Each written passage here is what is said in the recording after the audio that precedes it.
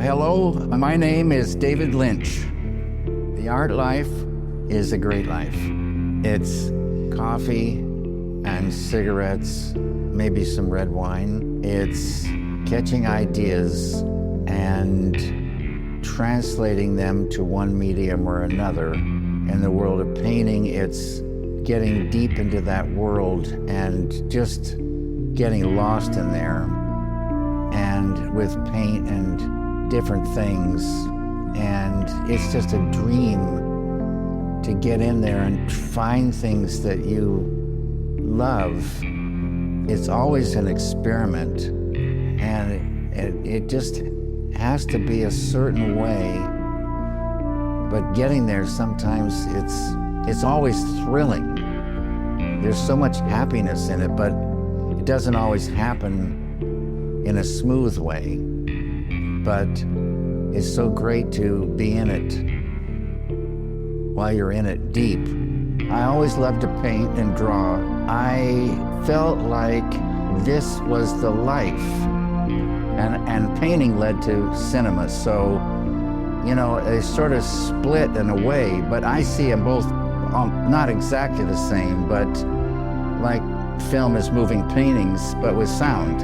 I like organic things, and I like both sides of evolution, the sprouting and the growing and the blossoming, but I also like the decay, the other side.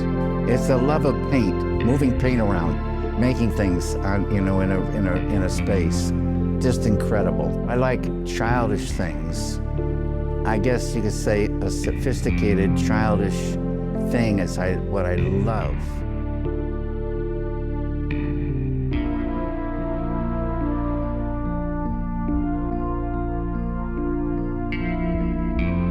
Alrighty, it is Wednesday, August 6th, and I'm joined by Richard Sinnix to discuss David Lynch. Now, I know our show is about bad role models, but we are actually going to immediately undermine the concept by discussing someone that we both really, really love.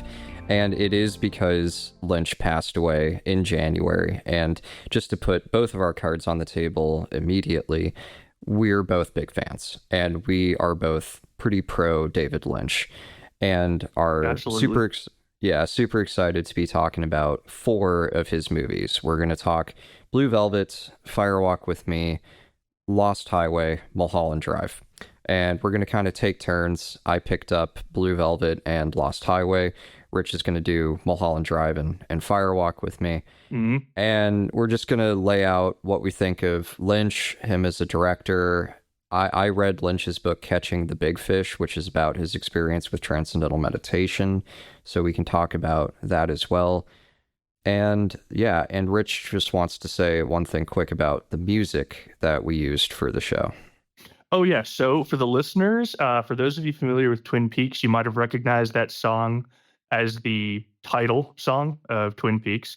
You might have noticed that it was a little bit different. It's because a wonderful, wonderful, wonderful content creator named Deli Music, I reached out to him when I found that cover, and I said, hey, man, could we use it? And he answered almost immediately. He was very nice, very friendly.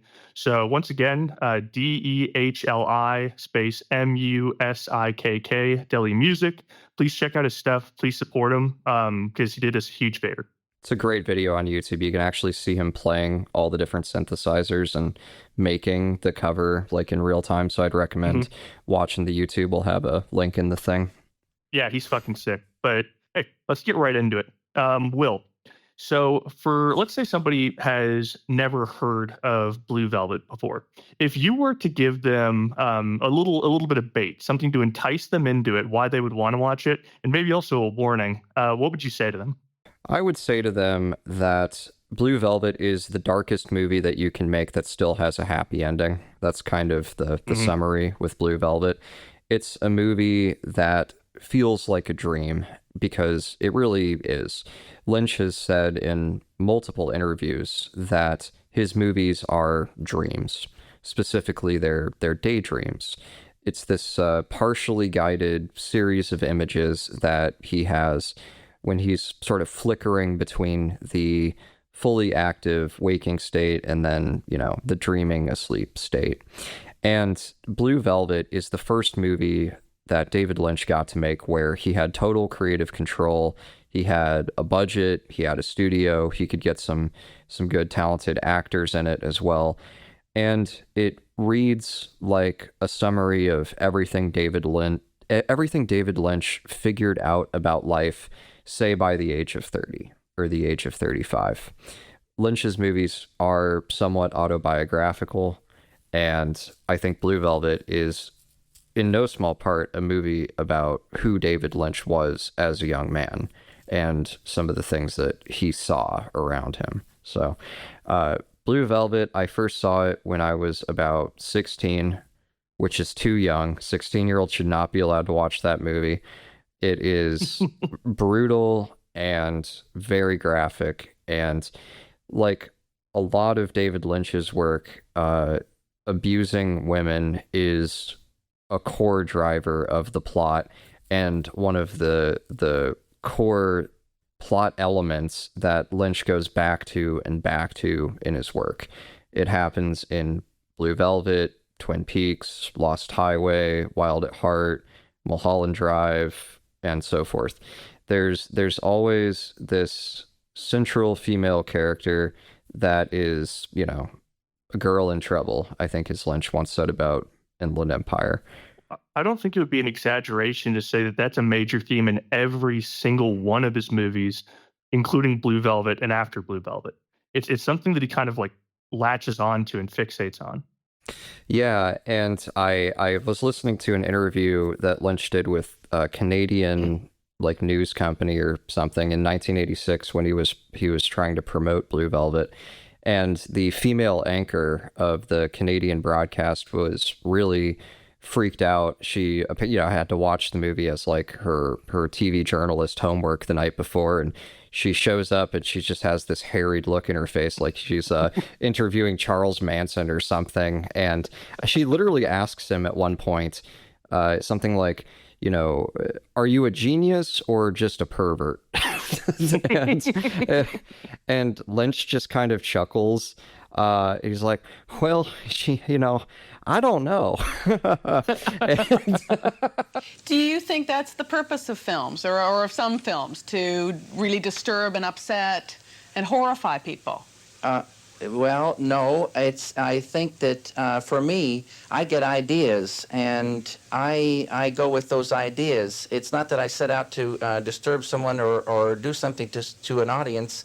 I set out to try to translate these ideas into film and to create some sort of a world for me that I can say, yes, this is what was in my mind. So it's purely personal for you to do this, to have a vision and then make a film. A lot of it is like going into a dream for me, yeah, and yes, it is. Your dreams must be awful. Do you ever sleep? Well, I sleep, but these are more like waking dreams, I guess. Do you think you're a genius or a really sick person? Well, Valerie, I don't know. But the idea of just doing a movie for entertainment and putting Walter Matthau up there on the screen, is not what appeals to you, isn't your idea of a movie? Well, no, I think this is entertaining. To me, it is. I love watching it. And the answer is that Lynch is a genius and not a pervert, or he's not a pervert in a really unique way. I think that Lynch, as he explains in interviews and as he actually has his stand-in character in Blue Velvet, Kyle MacLachlan, say, people like mysteries, and it's natural to go towards it and to be curious. But when you start to explore a mystery, you start to go into some places that are pretty dark and pretty scary. And Blue Velvet has a number of those dark, scary places inside of it. So yeah, basically the entire second half. So go on. Sorry. I wanted to ask you a question. So I have my own perspective on this, but I want you to share with the audience yours. So, David Lynch has been accused by critics as, making films that are kind of like exploitation films. because the actresses in a lot of these movies are pushed very far, and it's a very difficult role they play. But at the same time, every actress he's worked with, for the most part, has just looked at, entirely, who's been asked about it, has been like, no, not at all. I loved working with him. Like, what do you think? Why do you think that David Lynch fixates on that topic? Well, so David Lynch actually married Isabella Rossellini from Blue Velvet. She was the center of the controversy because the character that she played was both the victim of a violent pimp named Frank and also a violent rapist herself in the movie. And she also was beaten up, humiliated, stripped naked a few times. And Roger Ebert, who was one of the most influential film critics, really reacted very negatively to that. And there's a kind of, I guess, infamous clip now of Roger Ebert being really, really outraged on Isabella Rossellini's behalf and saying that, yeah, I just don't like to see this kind of stuff and it hurts me. And if there isn't a point, and if you're just going to turn it into a joke, then why is he doing this? If it's just cruel, it's just cruelty. Our next movie is named Blue Velvet, and already this movie has caused a firestorm around the country, with some advanced reviews calling it a masterpiece and others calling it sick and depraved, and still others calling it a sick, depraved masterpiece. It seems to me that we can't divorce our reactions. It's not how Isabella Rossellini reacts to the fact that she's standing there nude and humiliated on the lawn of the police captain's house with lots of people watching. It's how I react. And that's painful to me, to see a woman treated like that, and I want to know that if I'm feeling that pain, it's for a reason that the movie has other than simply to cause pain to her. Well, I think that the reason is that the film is a thriller and a shocker. I mean, there are people that get hurt badly in real life, and I think that this is a legitimate one. This is not a simple mad slasher movie. Then why is it a comedy?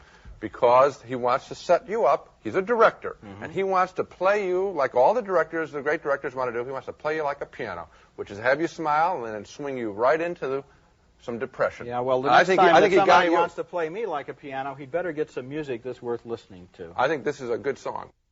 And the answer to why it was happening to Isabella Rossellini is that she read the script and asked for the part. And she said, I have to play this character. And then she went out and researched and learned, and she says this herself in an interview on the subject, what happens to victims of human trafficking and exploitation and how they develop a form of Stockholm syndrome. And she said, that was the character that I wanted to play. And it was my idea. And so, Ebert could have spared the outrage on her behalf. It was, again, basically her idea. Dorothy Valance, the character I play, is a nightclub singer. Yes. And she hides behind her beauty. She's all made up and she has the perfect hair. And she hides. She makes herself like a doll to hide this devastation. David Lynch has told me that when he was a little boy and was going home with his brother, they saw a naked lady walking in the streets, and they didn't feel titillating. They didn't say, oh, naked lady. They started to cry. They understood that something violent or frightening was happening. People that are kidnapped, when they come, if they're not killed and they come back, they often suffer of what's called the Stockholm syndrome, which is they become complice of the people that perpetrate the horror on them. And that's what I shaped my Dorothy Valance. Well, it's one of the most extraordinary performances. But it is, there was a very strong and understandable negative reaction from feminists because of how graphic and how humiliating and how depraved many of the scenes between her, the singer in Blue Velvet, her name's Dorothy Valance in the show, and this Judge Holden-like character, Frank Booth, who plays a psychotic drug addict who has kidnapped her child and her husband and is keeping them in some dungeon to control her. And he rapes her repeatedly throughout the movie and also is just unhinged in every aspect of his being, a man who behaves at times like a toddler and at other times like a menacing psychopath. It's very difficult to develop a clear picture of the Frank Booth character. Where's the glasses? That beer's gonna get warm. One thing I can't fucking stand is warm beer. It makes me fucking puke. All right, darling, where's the glasses? All right, let's hit the fucking road. We're giving our neighbor a joyride. Let's get on with it. Bye, Ben. Anyone want to go on a joyride with us? How about you? Right then. Now it's dark. Let's fuck! I'll fuck anything that moves!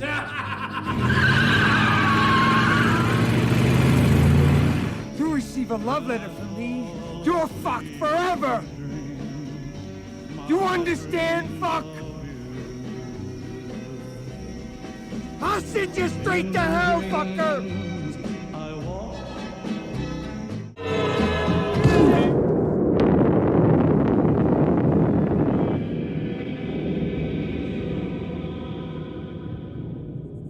And what's funny about Lynch's characters is that the real three-dimensional characters in most Lynch movies are women. The men in the Lynch movies actually tend to feel kind of mechanical, or more like metaphors or plot devices, whereas it's the women that have the real deep subjective experiences in most of Lynch's movies that I've seen, at least. So I think that what Lynch does, he does out of a feeling of empathy. Isabella Rossellini told this story, and she said, I used to talk to David about this experience that he had as a child where he and his brother were like 10 years old or something, and they were driving home late one night, and they saw a naked woman walking down the sidewalk, and they didn't find it titillating or exciting. They felt sad for her because they understood that the reason that woman was naked and in the street was because of violence. And so that is, I think, the place where Lynch's depictions of the abuse of women come from, is they come from a place of empathy, and also a place of sending a flare gun up into reality and saying, like, this is real. Women are treated like this in reality. Like, sorry, Roger Ebert, but this is part of the world we live in, and we're not doing anyone any favors by knocking the corners off or ignoring it entirely. So, yeah. Yeah, well, and also something that you'll notice with Lynch is that he gives his actors a lot of freedom, because I'll go into this more in my own segment, but oftentimes he keeps his actors in the dark, and he'll give them little hints. He'll give them, obviously, their script, and he'll give them little hints on how he wants them to act. But for the most part, he drills them and goes through these shoots over and over and over again. And that's part of the reason why all these actors go on to say that they loved working with him, is because I don't think that that's an environment that a lot of actors get to participate in, where they are actively helping to create the character, not because the director's an amateur, but because the director, David Lynch, just has this ability to mind meld with people. And even though he sounds like kind of an extremely irritating person to work with at times, he really respects and loves actors and actresses. And I think that plays into it too. That's why Rossellini was given, the ability to go as far as she did and make those choices. Because I think for a lot of the things she suggested, another director might say, like, no, that's a little too far. Like, but Lynch was like, no, like, if that's who you're creating in your mind, you're going to actually be able to be that person in this movie. Yeah, one thing I thought was funny is the character, or the actor who played Frank Booth, he beat out the guy that would play Mr. Eddie in Lost Highway. So there's sort of a direct parallel between the character of Mr. Eddie in Lost Highway, who's another like insane Judge Holden type movie villain, and Frank Booth in Blue Velvet. And the guy who played Mr. Eddie was the guy who wanted the role of Frank Booth, but he got passed over during the auditions. And true to form, he was so pissed at David Lynch that he actually yelled at him on the way out the door. And David Lynch remembered that. And when it was time to cast Lost Highway, he was like, do you want to be basically the same character, but in another movie? It was like, yes. And so that's where Mr. Eddie in Lost Highway comes from. But the Frank character, the first time that we see Frank is when the Kyle MacLachlan character, who's a direct stand-in for David Lynch. And one of the dead giveaways is that he dresses exactly like David Lynch, which is a like a suit jacket and then a button-up t-shirt that is buttoned all the way to the top button and no tie, which is how Lynch appears in like most of his public stuff. So you kind of see that in Twin Peaks as well, because for the people who might not know, he also cast this actor Kyle MacLachlan as the main character of the show, one of the main characters at least, Agent Cooper. And you see a lot of Lynch in there too. Agent Cooper, to me, represents just everything that Lynch enjoys in the world, because Agent Cooper's always in a good mood. Like every single time he sits down, but when he gets off of work after seeing the most brutal murder possible, all he wants is a cup of coffee and a cherry pie. And the only thing that's missing from Lynch is 15 cigarettes. This is a fantastic interview with Lynch from just a few years ago. I think he's 78 when he gives the interview. And he says, the art life is wonderful. It's coffee and cigarettes. And, Well, it's funny. So eventually when he goes on, and I'll keep this short because like I said, I want to stay on topic, but eventually during the production of Mulholland Drive, which I'll go into, he had originally, it was going to be published by a United States production company, but he got so pissed off because they were like, hey, could you not smoke in the studio? And they kept Deal asking breaker. him. It's funny. There are so many reasons for him to be angry about the production of Mulholland Drive, but the cigarettes, it's what he keeps bringing up. David Lynch loved cigarettes more than he loved his ex-wife. Like, he had a romantic love, an honorable love for cigarettes. It's why pretty much every picture of David Lynch is a picture of him smoking. And it is worth pointing out that smoking is more or less what killed David Lynch. He had emphysema in response to the wildfires and stuff.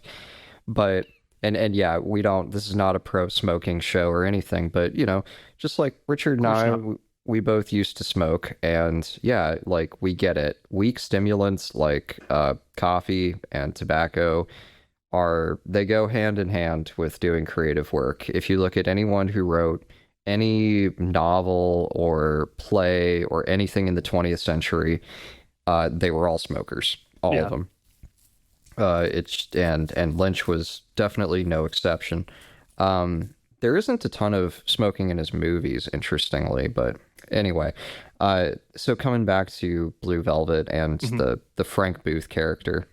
So the first time we see Frank in the movie, Jeffrey Beaumont. Okay. So after the father dies, after he has a heart attack, Jeffrey, aka Kyle MacLachlan, aka David Lynch, comes home from college. He's in his early 20s, and he goes and he visits his dad, and his dad is fucked up. He's still alive, but he's in the hospital, and he is basically a jellyfish. And so now Jeffrey is in this kind of existential vacuum. He doesn't have a clear direction into the future. His father, who he loves, is maybe gonna die, maybe has permanent damage, maybe is out of the picture just temporarily. And so it's sort of like his life has entered this suspended zone of what the fuck is happening. And as he is just idly walking in this back road and throwing rocks into the bushes just for no reason, he finds this severed ear in the field. And then there's a very Lynchian camera technique where like it comes in on the severed ear, and then it just does like an infinite zoom in where you like dive into like the tunnel of the ear, and the screen gets blacker, and there's also this like dark verby synth thing that sounds like someone hit a gong and slowed it down and distorted it. Yeah. And it adds this kind of creepy atmosphere. In both Lost Highway and Blue Velvet, in the credits, David Lynch is actually credited for sound design, and he had a passion for sound and would often experiment with different instruments and try to make these sort of electronic spooky effects. He also, even though he wasn't lead sound design, he also was super, super invested in the sound for both Blue Velvet and Twin Peaks Fire Walk with Me. And something I'll go into is just a little bit, because this applies to all the movies we're going to talk about, right? Is I was asking myself, what makes a David Lynch movie so stressful and anxiety inducing. Not all of them are this way, but honestly, all of his best ones are. Like, I like horror movies, and David Lynch, I can think of jump scares and visuals and stuff that have scared me more than some of the things I've seen in Lynch's movies. But something that a feeling I always get is a feeling of like sincere, quiet fear. Like, the kind of fear that you feel if a dog barks at you and it's off its leash and you just look at it for a moment and wonder if it's going to run at you. And the reason why is the sound. It's so, the choices he makes are so terrifying, where we'll go into it, but there's a jump scene, a jump scare kind of early on in Mulholland Drive, and the visuals of it are scary. But if you listen to it with the volume off, it would just be person comes out, person goes away. But when the sound hits you, immediately it hits you like a punch to your gut, and then it feels like you're underwater listening to your own heartbeat and you can't hear anything else. And there's something about that really replicates real fear, where it's like time stops all around you and the only thing you can register is how afraid you are. Yeah. Yeah. And when Jeffrey finds the ear in the woods, the severed ear that has like some mold growing in it and stuff, and he's kind of petrified. Yeah, the ants. And it's like he's seeing, Medusa's paralyzing, snake face, right? Because think about Jeffrey's experience, right? Like the day before his father had the heart attack, he was a good kid. He was in college. It was step 1, step 2, step 3. Future's right there. I know exactly what I'm supposed to do. Suddenly, dad has heart attack, and it's like, oh shit, like now I'm on break from college, and now who's in charge of my family, and what am I supposed to do, and how long am I going to be here? And then he gets himself alone in the woods, and he's already in like a state of exception where he's like, I don't really know what's going on.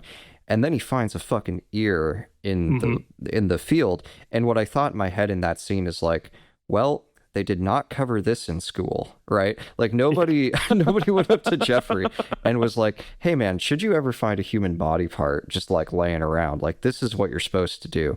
But he's in a very exceptional, weird, what the fuck is happening state.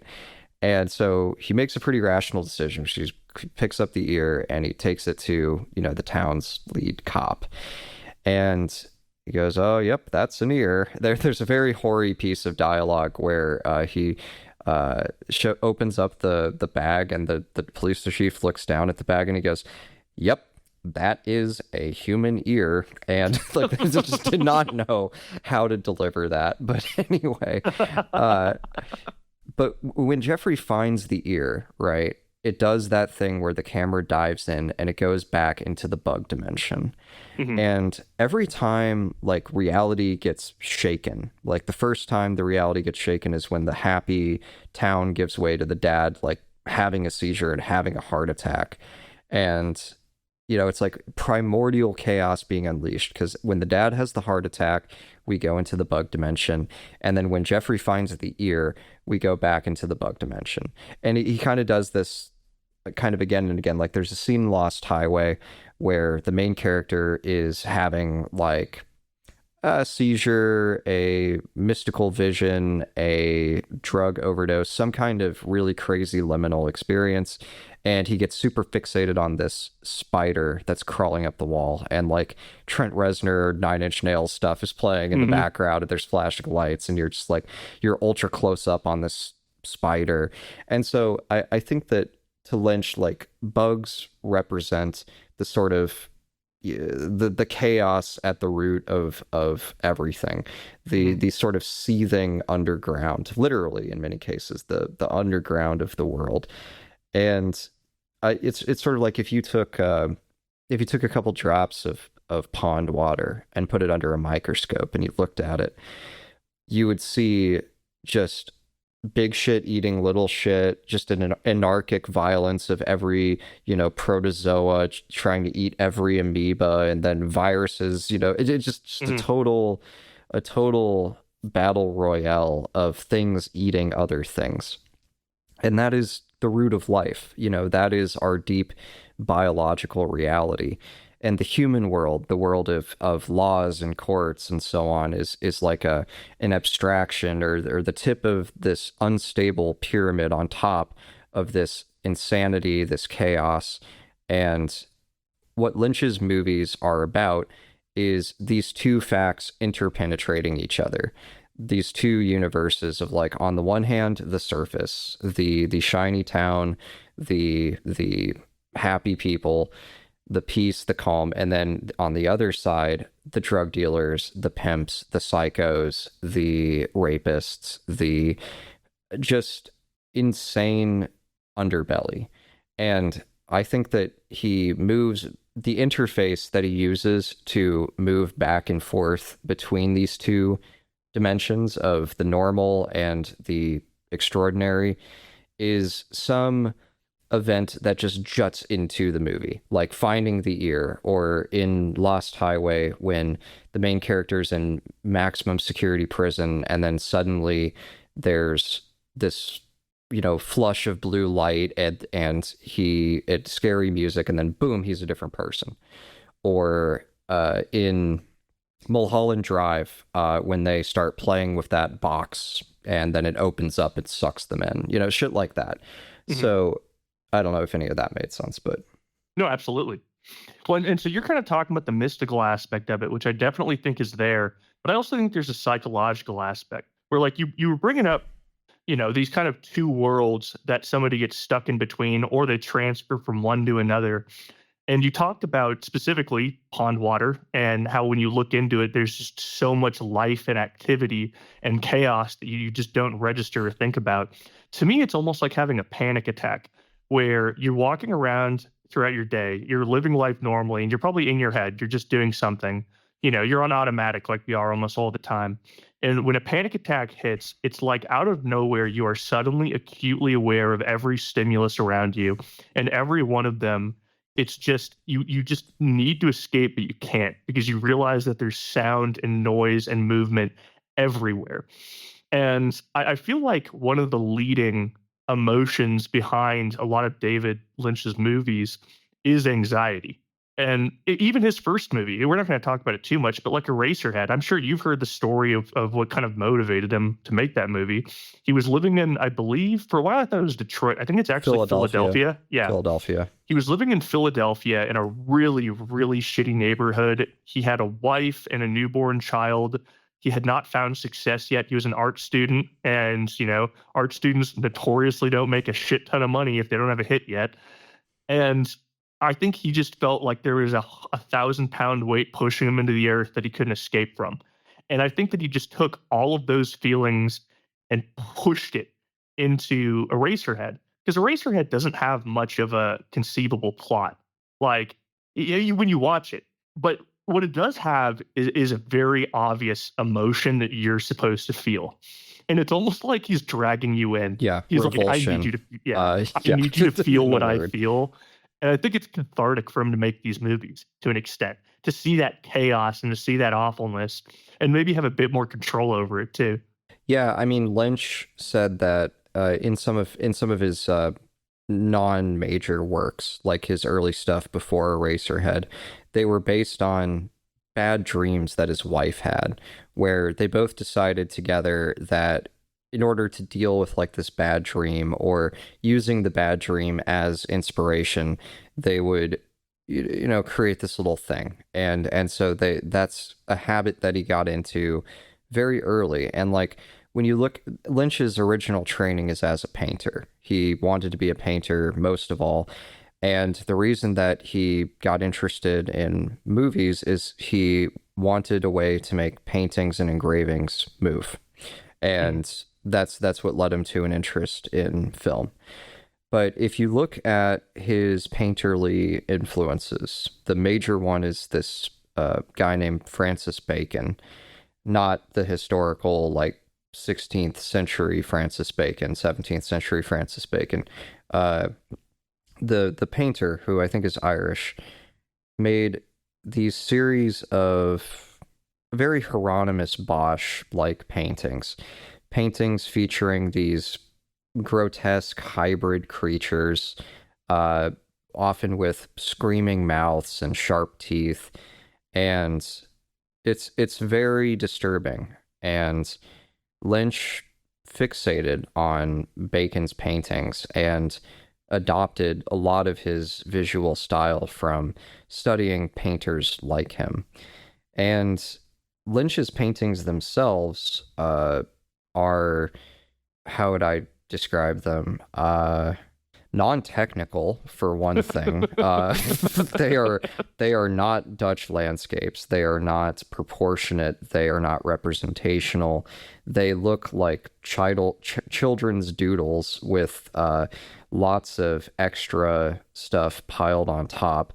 Lynch himself said that he makes his paintings in a totally free-form way, very unplanned, very quickly, and just doesn't think about it at all. Just a pure expressive thing. And so anyway, I think that for Lynch, he has these daydreams, and I'm not speculating about this. This is just how he describes his process, like in the Charlie Rose interview that he gave when Lost Highway was coming out. He says, it's about dreams. I lay there and I try and stay in this state that's halfway between wide awake and asleep. And I will push my thought a little bit, but mostly I'll just allow this series of images to come out. And if I go with that for long enough, an idea might happen into my head. And maybe that idea will be the idea, the one that I fall in love with, the one that becomes a movie. And he said, all of my movies are separate in that they are the result of being gripped by this one idea and then realizing it in a movie and then letting it go. And so the question then is like, well, what's the idea with Blue Velvet? And the simplest way I can think to explain Blue Velvet is that Blue Velvet is a very pure, almost like painfully stereotypical young love story set in 1950s America. It is a sort of typical coming-of-age first true love story, which is surrounded and enveloped by a much darker, older, and more sadistic story that represents deeper contact with reality. It represents, in a way, losing innocence or growing up. And the character that Kyle MacLachlan plays, Jeffrey, has to make an existential decision between being attracted to Isabella Rossellini, who is severely fucked up in the movie, and being in love with Laura Dern, and who's, is the sort of pure, virginal, like, good girl, life has been nice to her, whereas Isabella Rossellini is, totally depraved and a victim of horrible violence and has become really twisted and really afraid. And the tension between, Jeffrey's fascination with, like, Frank and his world.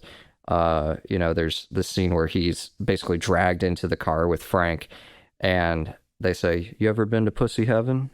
We're going to take you to Pussy Heaven." And there's a little part of him that's like, "I have not actually been to Pussy Heaven." And then they end up in an incredibly seedy motel. Yeah. Well, and also maybe because of like his own Jeffrey's innocence, the fact that he's enticed by certain things, one, also just afraid of Frank because he's terrifying from the get-go. Maybe he's not able to fully understand the consequences that could occur from injecting himself into this environment. Because you mentioned that he's struggling to choose between Laura Dern and Isabella Rossellini. You also mentioned before that, Rossellini, her character at least, basically assaults him. I mean, she straight up does. And I think a part of his innocence too, you mentioned that for people that are victims of that environment, in the context of her character, sometimes they develop a sense of Stockholm syndrome. I think that that's passed down to Jeffrey.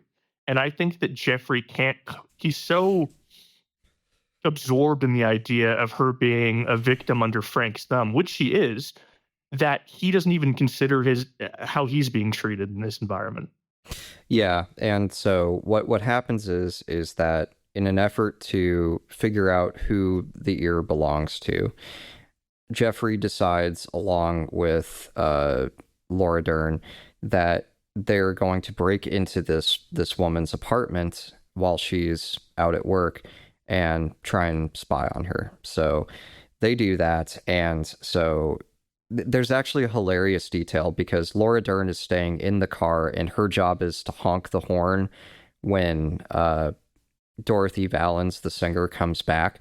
So it's like, oh, be my lookout, honk this horn. So that happens as Jeffrey is, inside her apartment, and Laura Dern goes to, honk the horn to warn him, but he doesn't hear because he at the exact moment that he's supposed to be getting the signal, he flushes the toilet, and the sound of his shit going away literally blocks the signal that's supposed to let him know that trouble is coming.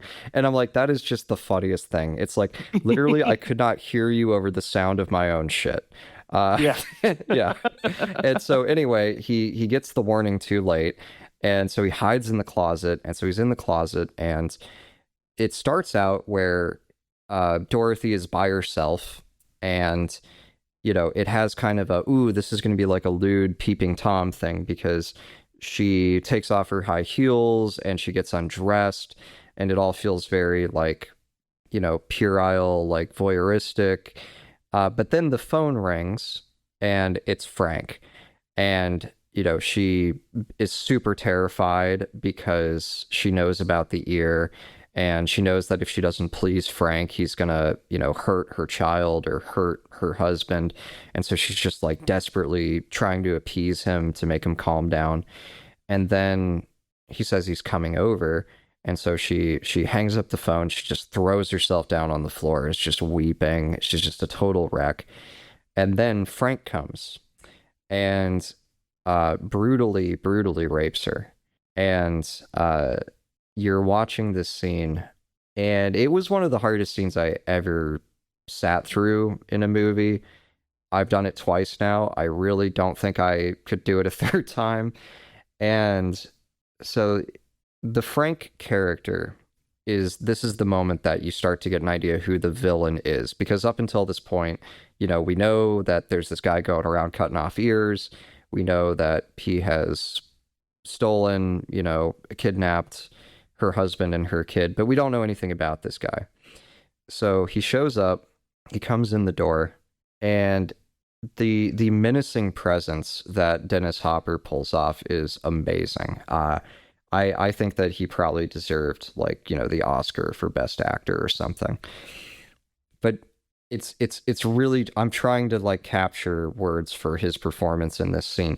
It's really disorienting because he oscillates between being like this super domineering, tyrannical, daddy type figure, Dom, to when he takes a few hits off his Darth Vader gas mask full of amyl nitrate, he reverts to being like a toddler.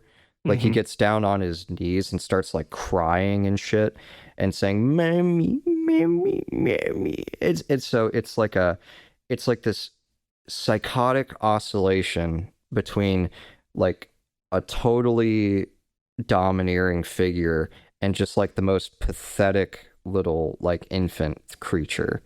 And it feels very primal and very Freudian. It feels like you're looking at the manifestation of the id. And so after that scene ends, Frank leaves, and then she discovers Jeffrey in her closet. And, she's freaked the fuck out. So she's got a kitchen knife, and she's telling him, who are you? Why are you in my closet? And he's like, well, I'm sorry, just let me leave. And instead of making him leave, she orders him to undress and basically starts raping him at the knife point.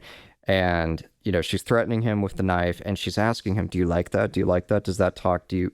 And it's almost like she needs to know what it's like to be Frank. Mm-hmm. She needs to know what it feels like to be the guy who is raping her. And so she does it to Jeffrey. And it's a very complicated fucking scene.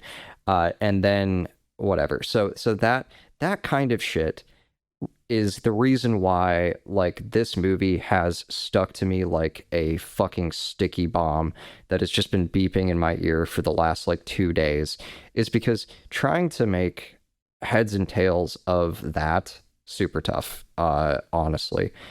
I do feel that the brutality in that scene is justified by what happens later in the larger picture of the movie, and especially how the movie ends. But it is unbelievably tough to get through that scene. Yeah. Mm-hmm. Yeah. By the way, we recommend these movies. Yeah. Although maybe not if you have that kind of shit still, raw in your background. But yeah. Well, yeah, something to mention. If any of you want to watch any of the movies we've listed, I'll give you a personal warning. Don't watch it if you feel if you go into it feeling emotionally vulnerable. You should go into it understanding, especially on your first viewing, that a lot of these movies you might not feel that good afterwards. In fact, you'll probably feel very not good. With a few exceptions.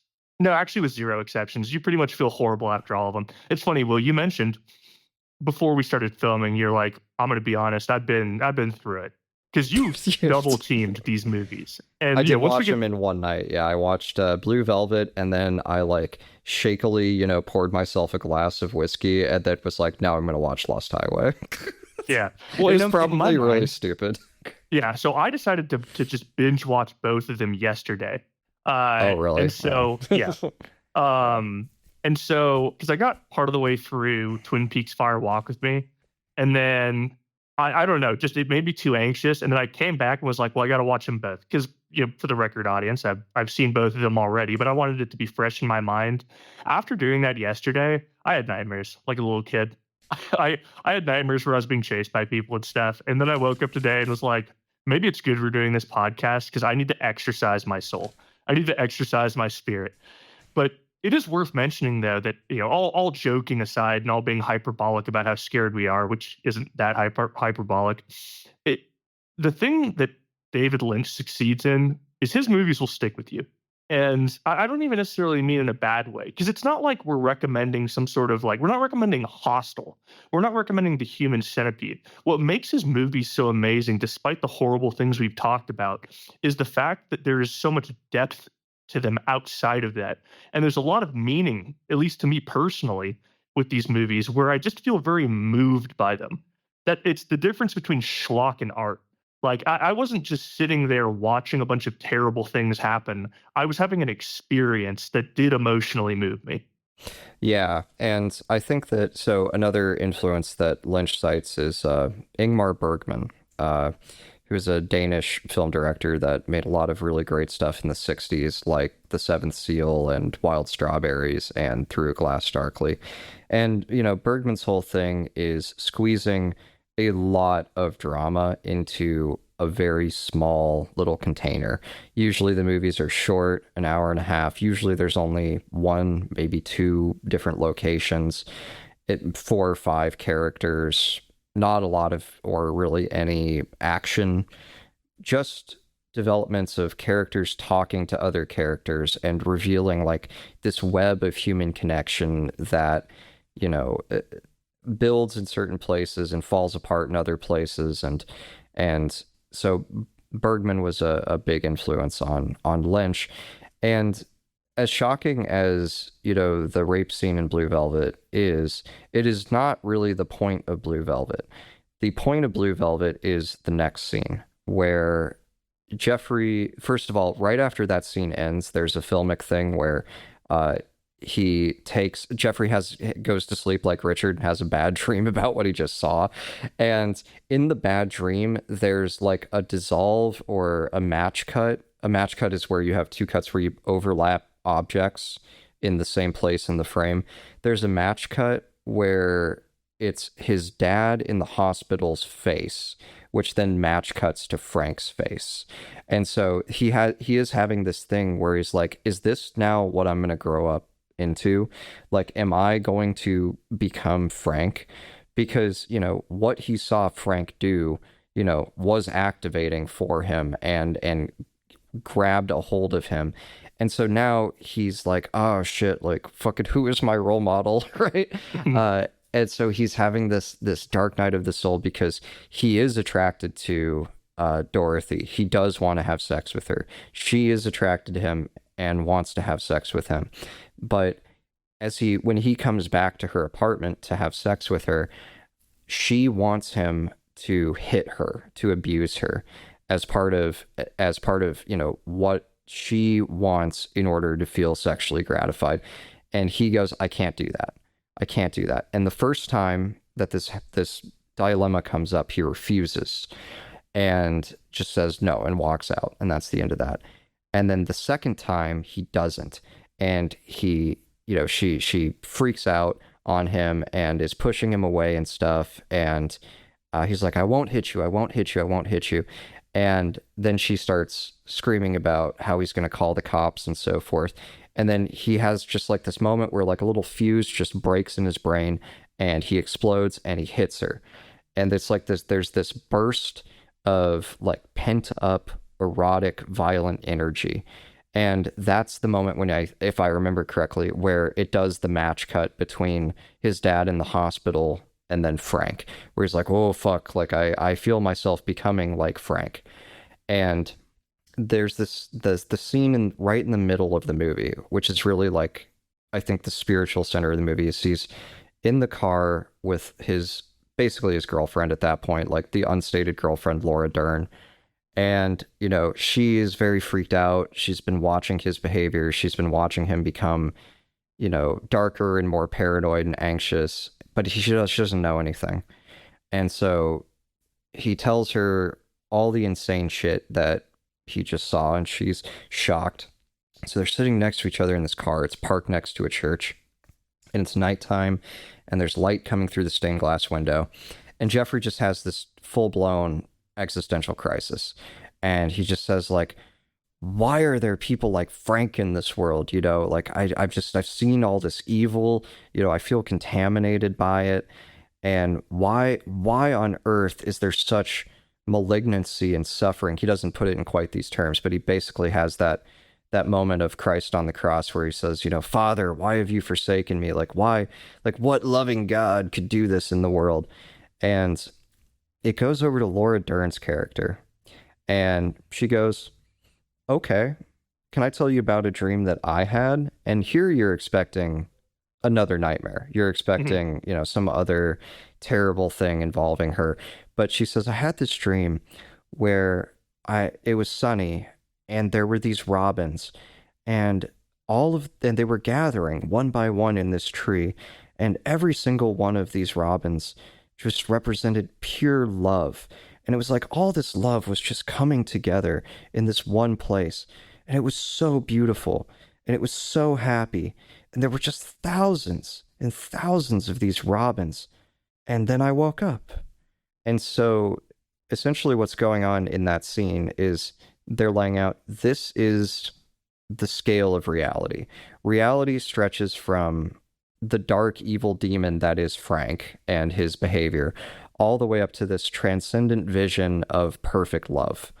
And it's interesting because Laura Dern doesn't react to him, you know, screaming about Frank by saying, well, there's not that many Franks out there. Oh, sure, there's Franks, but, you know, there's good in the world too. Or she doesn't soften it in any way. She acknowledges, okay, that's real, what you saw, that horrible shit. But here's what I saw. And that it's, you know, the ode to joy or something. And it's like, that is the scale of reality. It stretches from A all the way to B. And people have to decide where on that continuum they want to be. And that's sort of the moment that Jeffrey turns the corner. And it's also the moment that he realizes he loves her, like, and vice versa. So that is the scene in the movie, which I think Lynch wishes people saw and understood better. Mm-hmm. That was the way it felt to me anyway. No, I think that's a great insight. And it's something that Lynch talks about. He talked about it in an interview when he was being asked about Mulholland Drive, because we're not there yet, but the story of Mulholland Drive is kind of circular, and as is Lost Highway. And I remember when he was describing how those movies kind of function as a closed circle. Well, he was asked if they were a closed circle or if they were a cycle. And he's like, no, because life's not really like a circle. Life's more like a spring where it's a circle that goes vertically. Because when you complete that circle, I don't want to compare to the hero's journey or whatever, but in life, we get all sorts of cycles. Sometimes they're awful ones. Sometimes they're good ones. Sometimes they're incredibly boring ones where we lose ourselves. And when that cycle closes and a new one starts, it's not like hit the reset on your life. All of those experiences build on one another.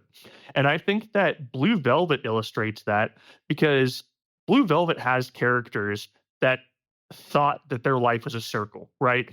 They experience bad things and then they repeat those bad things, and they don't know that it's a spring. So they're just adding more bad on more bad and going further and further into the darkness. And I think that Laura Dern is kind of an olive branch that kind of demonstrates in that movie that, yeah, what your world's been shattered, Jeffrey or Kyle MacLachlan. You've seen things you never thought you'd see. You went from, like I said with Twin Peaks, cherry pie and coffee to a severed ear covered in mold and ants. And you've seen the worst things almost a person can see, and your life has been threatened and you're terrified. But that was just one of the loops in the spring, and there's an alternative. And that kind of builds off of what you were talking about. And I really liked that interview with Lynch, too. I thought that was a really healthy, good way to look at life. Yeah, and all his his bad interviewers, at least, like the woman on the Canadian Broadcast Company or Roger Ebert reacting to the movie, they're all like, but like, why go there? And he gives basically the same answer every time, which is curiosity. It's a mystery. We're drawn to mysteries, and we want to experience something new. What Isabella Rossellini, her core reason for doing it is like, it was a new role for me and I wanted to have that experience. So that's why I did it. And it's like highly creative people, highly artistic people. The novel is intrinsically exciting. The new and the different possesses, a sort of attraction or magnetism of its own. And I think Lynch even says explicitly, like, mysteries are magnetic. They draw you in. And we all have a desire to, see into the lives of others and to be voyeurs, not to harm or change or manipulate, but just out of an intrinsic sense of curiosity. And what makes film good and what makes it powerful as a medium is that it can take you directly into someone else's experience or someone else's life. And I guess the last thing I'll say about Blue Velvet, I think it's clear I could go on about it basically forever, but the almost last shot of Blue Velvet is a shot of a robin, because there's actually like a really badly made, like almost animatronic looking robin that they put in these shots.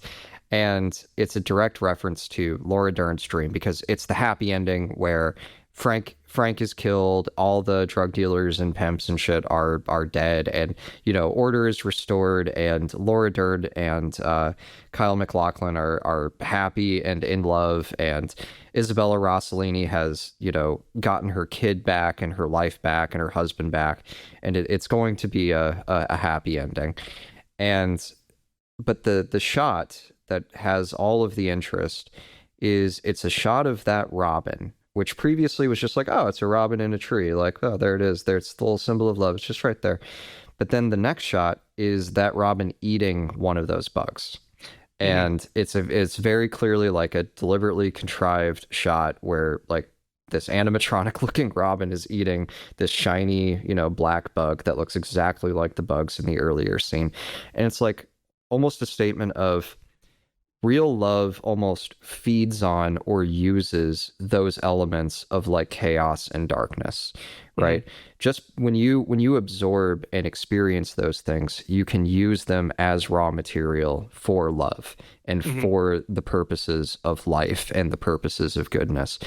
And it's like it's part of how Lynch transforms his experience, where he's almost making a case about the good feeds on the bad. And that's why the bad is not to be rejected or ignored or pushed away. it's because part of becoming a truly good person is overcoming your negativity, overcoming your shadow, dealing with the temptations and the vices that you have. That's kind of how the last scene read to me, because Laura Dern has seen crazy shit. Jeffrey has seen crazy shit. It's like them eating the bug. And I've actually heard of a crazy scene in Twin Peaks where a woman ends up eating a bug. So anyway, yeah, in The Return, yeah. Yes. So I don't know. I think this is like a pretty consistent symbol in the Lynch universe. Yeah. Well, like I said, all of his movies kind of build on one another, and that's something that became more apparent to me when I was looking into all this. Yeah. So now, I think that's all I'm gonna say about Blue Velvet. I could talk a little bit about the music, and well, I'm going to be talking about music and sound design in mine, so you can definitely add in whatever you're going to say to that, because I'm sure we're probably going to go and hit the same things. Although I'm mostly going to shout out a collaborator that he had for a very long time. Angelo Badalamenti. Yep. Right. So the two, David Lynch has some authentic 50s nostalgia in him. He likes doo-wop music. Yeah. Well, that was his childhood. He was born in the mid-40s. He likes diners and small towns and cars with fucking fins. And, I read that when he died, people started putting roses at this Bob's Big Boy diner that he apparently went to all the time. The man likes a diner. It's all right. But where is I going with this? The music. So there's two tracks. There's two tracks in particular that kind of cloud seeded this movie, because when Lynch talks about his idea process, he it's like a series of fragmentary images where it's like, oh, there's this phrase like Lost Highway, which I really like, or there's this song by Roy Orbison about a candy colored clown they call the Sandman tiptoes to my room every night, and these little things get inside of Lynch, and they sort of spin around, and then he hooks them together and turns them into a thing. So the two pieces of music are that Roy Orbison song In Dreams, which I just terribly sung a little bit of, and then the Bobby Vinson song Blue Velvet, which gives it the name, and it's the song that Dorothy Valens sings while she's in the club. And David Lynch knew Roy Orbison, and really liked that song and used it actually as the theme song for Frank Booth doing all of his insane shit. So there's like an utterly terrifying scene where Frank has kidnapped Jeffrey and taken him to the middle of nowhere, and then he threatens him a bunch and finally stops the car and drags him out while his goons hold him, and he beats the shit out of him. And then someone, puts the boombox or the stereo or whatever, and it plays that Roy Orbison song, a candy-colored clown they call the Sandman. And it's just like the song itself is a very sweet, almost childlike song. It's an archetypal love song about, I love this woman, in my dreams we're together, it's perfect, everything's all right. Then I wake up, she's gone, I'm sad, lament. It's a very standard love song, and it's sung in a very, again, simple, childlike, very pure, loving manner. And there's this interview with Lynch where he talks about, like, everybody just loved Roy and thought he was such a great guy, such a great soul.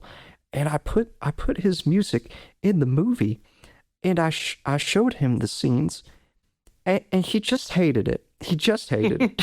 It's like imagine like you just write like this little love song from your heart with your little acoustic guitar, and it means a lot to you, and then your best friend's like, oh, I put it in this movie, and you're like, oh, great. And then he shows you the scene, and it's a scene where a psychotic pimp is pushing a gun into this guy's eye socket and just like shrieking at him. You're just like, what the fuck? Will, is that how you feel now that you've invited me to do this podcast? Why do you think I created our own podcast? I had to get you away from the main feed, dude. I swear. Bad Role Models is just a Richard Zoo. Okay, I think that is officially the last fucking thing I have to say about Blue Velvet. Okay. Let's just call it good there.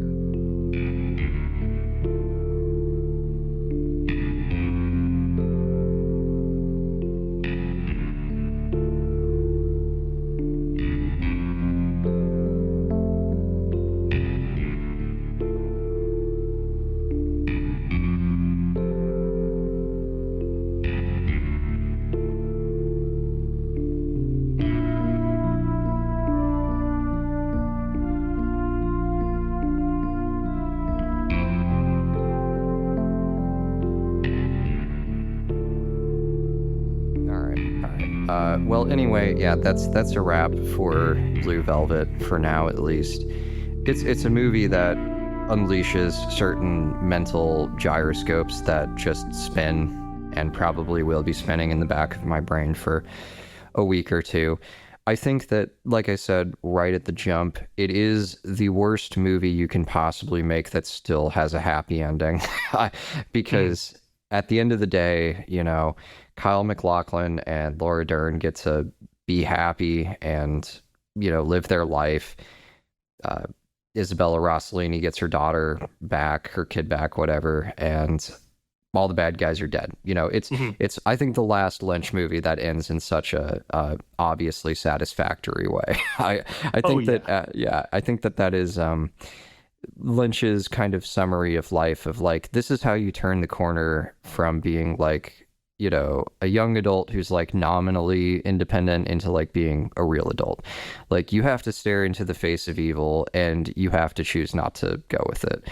And then that's a wrap on that stage of life. It feels very much like Lynch trying to just represent his experience growing up and being very fucking honest and authentic about what that was like for him. So, well, I think part of that bleeds into the movie, because even though it's not my favorite movie, I really like it. But even though Blue Velvet's far from my favorite Lynch movie, it definitely feels like one of his most complete. I feel like whatever vision he had going into it, the movie's probably pretty close, where pretty much all three movies that we're going to mention going forward, well, maybe not Lost Highway. I read into it less than you, naturally. But at least for Twin Peaks, Fire Walk with Me, and Mulholland Drive, a lot of what you see at the end of the movie was conceived well into production because of production issues. Oftentimes studio notes, money issues, stuff like that. But you know what? We'll get to those things when it's more organic. One of the funny, The movie that I watched, and the one that I'll start with, was Twin Peaks Fire Walk with Me. Now, I'm sure almost anybody listening, if not everybody, is going to be familiar with the name Twin Peaks, even if you haven't watched it. It came out in 1988, 89. It was groundbreaking TV, at least for the first season at the time. And it really left an impact on people. Now, before I really go into it, I want to ask you, Will, this is the only thing we're going to be covering during this episode that you haven't seen as well. So before I go into it, and before I talk about my notes and stuff, do you have any questions? Are there things that you wonder about Twin Peaks, or why I chose it? Well, I've seen like just the first episode of Twin Peaks, and I know eventually I will watch it, and I know that it has a cult following and that it is, you know, a watershed moment in TV. But, you know, TV is something that improves over time, just kind of in general. And, you know, a series show from the 80s is a bit of a tough sell for a watch, at least for me right now. But, I mean, people are obsessed with fucking Twin Peaks. And I guess my only question is, why are motherfuckers so obsessed? I think it's because Twin Peaks, to me, is a buffet of entertainment. I think part of the reason why is because obviously David Lynch, it wasn't his sole vision. He had a friend who was another director, writer named Mark Frost. But Mark Frost, even though he's pretty talented and he does have an interest in the occult, mostly stuck to standard TV dramas, stuff that would probably show up on the CW or something nowadays. I don't know. But because of that, what he had was structure. And this will be the only television show that David Lynch produces that has kind of a lasting impact. He tries his hand 2 times after this. He tries to make 2 shows. And from what I've heard, neither of them were the worst, but they just didn't work because cinema, to me, is more David Lynch's medium. It's where he really shines. Because David Lynch, in a lot of his movies, his greatest strength is sound design and visuals. But I've noticed in a lot of his movies, especially in Mulholland Drive and Lost Highway, and I don't even mean this to be too biting towards him, he's not great with characters all the time. Sometimes a lot of his characters, you mentioned earlier on in the episode that a lot of the men that he writes are very two-dimensional in his movies, and that's very true. And in a lot of his movies, some of the women are as well. But in Twin Peaks, every character is so well defined. I cannot remember off the top of my head what any of the characters' names are from Lost Highway, and yet I remember every single scene, like almost from beginning to end, and how it made me feel. Twin Peaks, I remember almost all of them years after I finished the series. And it's because they're just like fun and colorful and elaborate. I think the reason, to answer your question, to finally get to that, why Twin Peaks has such a lasting impact is because it has those iconic David Lynch surreal moments, the things that make your skin crawl or that make you lean forward while you're watching it because you've never seen anything like it.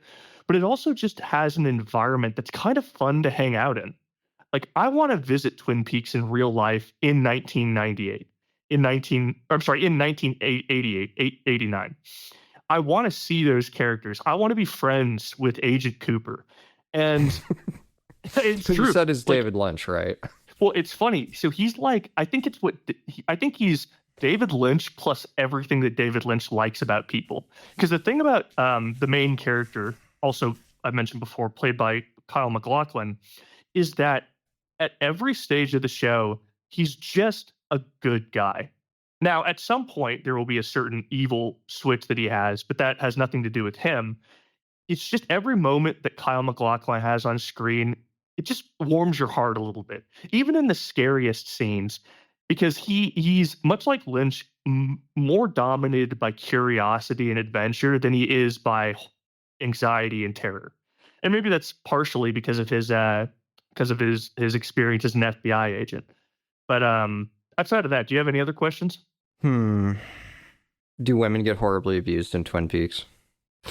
Audience, he's nodding. A very big nod. Oh yeah. Oh yeah. The first thing that you see, well, I'll say this much. There's nothing as visually shocking as Blue Velvet in the show Twin Peaks. At least when it comes to explicit sexual assault. There's some metaphysical things that are fucking horrifying, but I can't say that there are women that are treated really well, because I'm not here to talk about the series this entire time. I'm here to talk about Fire Walk with Me. Right. Okay. So I'm going to go into talk about the series a little bit. Last baby question, which is ask as many as you want. Do you have to watch the series to watch the movie? I'm incredibly glad you asked. So a lot of people online will say that the way to watch Twin Peaks is season 1, season 2, Fire Walk with Me, season 3. After watching Fire Walk with Me again, I think you can get away with watching it beforehand. In fact, I think that it humanizes the character of Laura Palmer, who's fuck it. We'll get into that. But you know what? Fuck it. You can edit that brief spot away. I think that it humanizes the character of Laura Palmer. And for those of you who don't know who that character is, the way that the series begins with the first entry into this entire franchise, the first scene is you see a lake, you see a lot of landscapes of rural Washington. There's a lot of pine trees and waterfalls. It looks a little chilly. And you have this awesome dream pop score playing in the background, partially made by Angelo Badalamenti. And it settles you into this cozy world. And then much like Blue Velvet, it cuts to this river, and then you just see this bundle of plastic, and it drifts and drifts and goes to shore. And one of the characters in the show, who helps run this big logging place, this big log yard, he goes down to fish because that's his hobby, and he finds her body. Or he finds the plastic bundle, and he opens it up and finds the body of a young woman. And you don't know who that is immediately, but you'll find out very soon that it is the body of Laura Palmer, the kind of sweetheart of the whole town. She's the prom queen. She does Meals on Wheels. Everybody knows Laura Palmer, and they're either in love with her or love her as like a family member. And where are we going with that? It's hard. I got to be honest, Will. I got to see your face a little bit. Okay, so Yeah. Laura Palmer, right? She's dead. Everyone loved her. Who killed her? Oh, we're gonna go straight into it. No, don't. Let's try and have as few spoilers as possible. Well, okay. I'm going to say this to the audience, and then I'm going to jump right into it. There is no way to talk about Fire Walk with Me without spoiling things.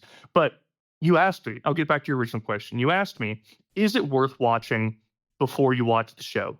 I'm going to say yes, because if you want to, you don't have to. But if you want to, I don't think it'll ruin the show. Because if we want to talk about the production standpoint, when David Lynch and Mark Frost first started making Twin Peaks, the only thing they had was, okay, town sweetheart washes up on shore dead, and an FBI agent comes into town to investigate. And through that event, we get to know the town, we get to know the people that live there, and we also get to add in a bunch of supernatural elements. Because it turns out that it wasn't as simple as a human being killed Laura Palmer, even though that's partially the truth.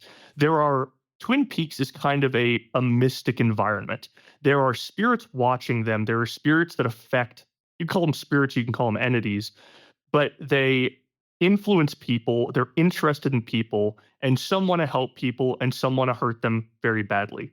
Kind of vibing like Stranger Things. Yeah, exactly. So when David Lynch and Mark Frost first made Twin Peaks, they actually never intended on telling you who the murderer was, because the more you watch the show, the less it matters. Ultimately, what you find out is that the person that does kill her is possessed by one of these supernatural entities, and the killer of Laura Palmer is the entity. But going into the production of this will be important to understand why I make some comments about Fire Walk with Me that I do. So they finished the first, I want to say 10 episodes. The first season is like 10 or 11 episodes. And an interesting thing to note is that they had actually, Mark Frost and David Lynch, finished the script before they started filming. So they had a complete vision of what they wanted from Twin Peaks. And I would say that first season is almost perfect, in the way that Blue Velvet's almost perfect, because it's a perfect representation of their vision. Mm-hmm. Now, that first season exploded in popularity. A big thing at the time, like my mom does not like David Lynch. My dad does not like David Lynch. Both of them like Twin Peaks. That is how much of a fixture in people's minds it was, when transferring into the 90s. Also, just keeping in mind that TV was really not sophisticated in the 80s. This is pre-Soprano. Like The Sopranos for most people is the oldest show that they'll watch if they're just getting into shows. They don't see any need to go back before that. And then usually the only people that go back further would be the people who go back to Twin Peaks. But pretty much nobody wants to watch, Gunsmoke or MASH anymore, or any of that shit. Yeah. Yeah, well, it's because for a long time, television was perceived as just kind of like the hometown buffet of cinema. Like, you just churn a bunch of bullshit out, and people gobble it up late at night because they're tired from their job and they don't want to read a book. So they use it to sell shaving cream and, fucking synthetic oil and, Yeah. But in the late 80s, that's when you see, I don't know if you'd use the word prestige television yet, but I think you could argue that Twin Peaks was the first prestige television show, but it's not the only one. You also see Star Trek, the Next Generation, start within a year. I think it started the year before Twin Peaks, and season 1 of that show is rough, but it's also an amazing show. You see artists enter television, and you see people recognize the potential for long-form entertainment.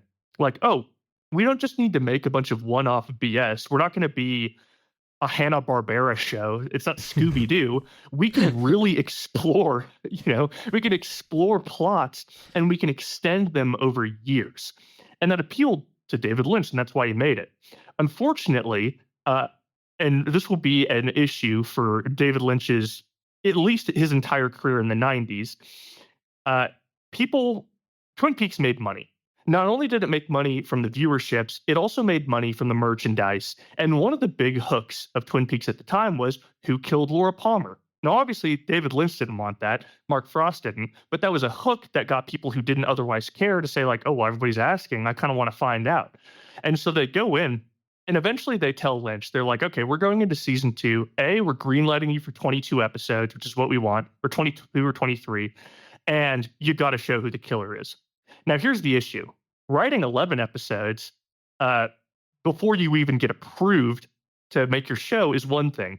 Having your show already approved and then suddenly having to make 22 episodes of the same thing and keep up that quality, almost impossible. And unfortunately, that's what happens. I personally recommend season 2 because David Lynch stayed involved. For the first, I want to say 7 episodes, maybe a bit more. But the issue is, in those 7 episodes, he has to reveal, spoiler alert, move to the end or whatever if you don't want to hear this, that the killer was Laura's dad. And in the context of the show, it's like, okay, I guess somebody killed her. By that point, anybody who understands what's going on in the show is so disinterested in finding out. They just want more of the supernatural. They want more of the fun characters. They want more of what, and the amazing soundtrack. But he does that. David Lynch reveals that because he was forced to. And immediately he's just like, he loses his passion. Mark Frost stays involved. But David Lynch just kind of like helps write some episodes, and he ends up leaving prematurely. And because of that, they're about the middle third of the second season basically abandons all the Lynchian elements. And it's not as bad as people say. It actually is all right. But what it is it's just like, it's not going anywhere. But then there's this point where David Lynch is watching still because it's his baby. It's his pet project. And he's like, holy fuck. You just see I have that shot where it's just like, looking at a lazy boy recliner from behind as like a man watches TV. He's got a beer can in his left hand, and you just see his hand getting tighter and tighter, and then it just crushes all of a sudden. And he's like, I guarantee you. You see him just snap a fucking glass in his hand watching what used to be his show. I don't know how long it took so we're talking probably 8 weeks. So we're probably talking a 2-month span of David Lynch watching his projects just fishtail, just go to nowhere. And I'd like to think that in that span of time, he probably smoked 400 packs of cigarettes in 2 months. He deleted 6 years off his life with tobacco to compensate for that. He would still be with us if this didn't happen, if it weren't for the producers. But so he ends up coming back for the last, I want to say 5 episodes. And he comes back so hard. And I won't discuss anything that happens. Those last 5 episodes are some of the best episodes of television I've seen in my entire life. And that's not even me adjusting for the age.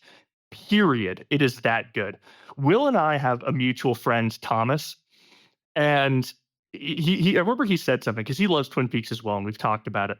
He mentioned, he's like, there are scenes in those last 5 seasons, and it's nothing as gratuitous as Blue Velvet, but they're so visually confusing and horrifying that he told me, he's like, I'm amazed that went on television. Period. Not even adjusting for now. I'm amazed that went on television at all, particularly the late 80s. Because I cannot recommend those parts of Twin Peaks enough. And I would recommend that everybody listening right now watch Twin Peaks, regardless of what you hear here. Because believe me, you can't Wikipedia article a David Lynch movie. You will not understand. You do have to see it because he is a visual guy for sure. Visual and sound. Vibes are real with Lynch. It's not just the plot. It's not just the dialogue. The dialogue often sucks. The plot is often confusing or standard. But the visuals and the sound are what really drives the impression of what's happening home. Because he says in interviews and stuff where he's like, I make these movies, then I come on these interview shows. People ask me what is the movie about? And I'm not gifted with words. That's why I make movies, Yeah. And or people will ask me what was in your head when you filmed this scene, and he's like, you're looking at it. Like the answer is what you see in the scene. Well, it's funny. You were talking about shitty interviewers earlier. There's a shitty interview. Shitty interviews with David Lynch are just amazing. I love watching them. There's this guy who's sitting down, and they're probably at like a college or something. It looks like a TED Talk where there's an audience of people sitting there, and some guy in a turtleneck has his hands like, has his fingers all connected, and he's asking him stupid little questions. And he looks at David Lynch, and he's like, Mr. Lynch, what is your most spiritual film? And David Lynch, with vacant eyes, he's just like, Eraserhead. And the guy's like, can you elaborate on that, Mr. Lynch? And he's like, no. Well, that's the funny thing is like, the artists and the intellectuals, they really got into Lynch. If anybody has ever thought of Lynch and just been like, oh, that's like art house bullshit. No, those people are posers. Those people hyper-analyze Lynch to the point that it's just psychotic.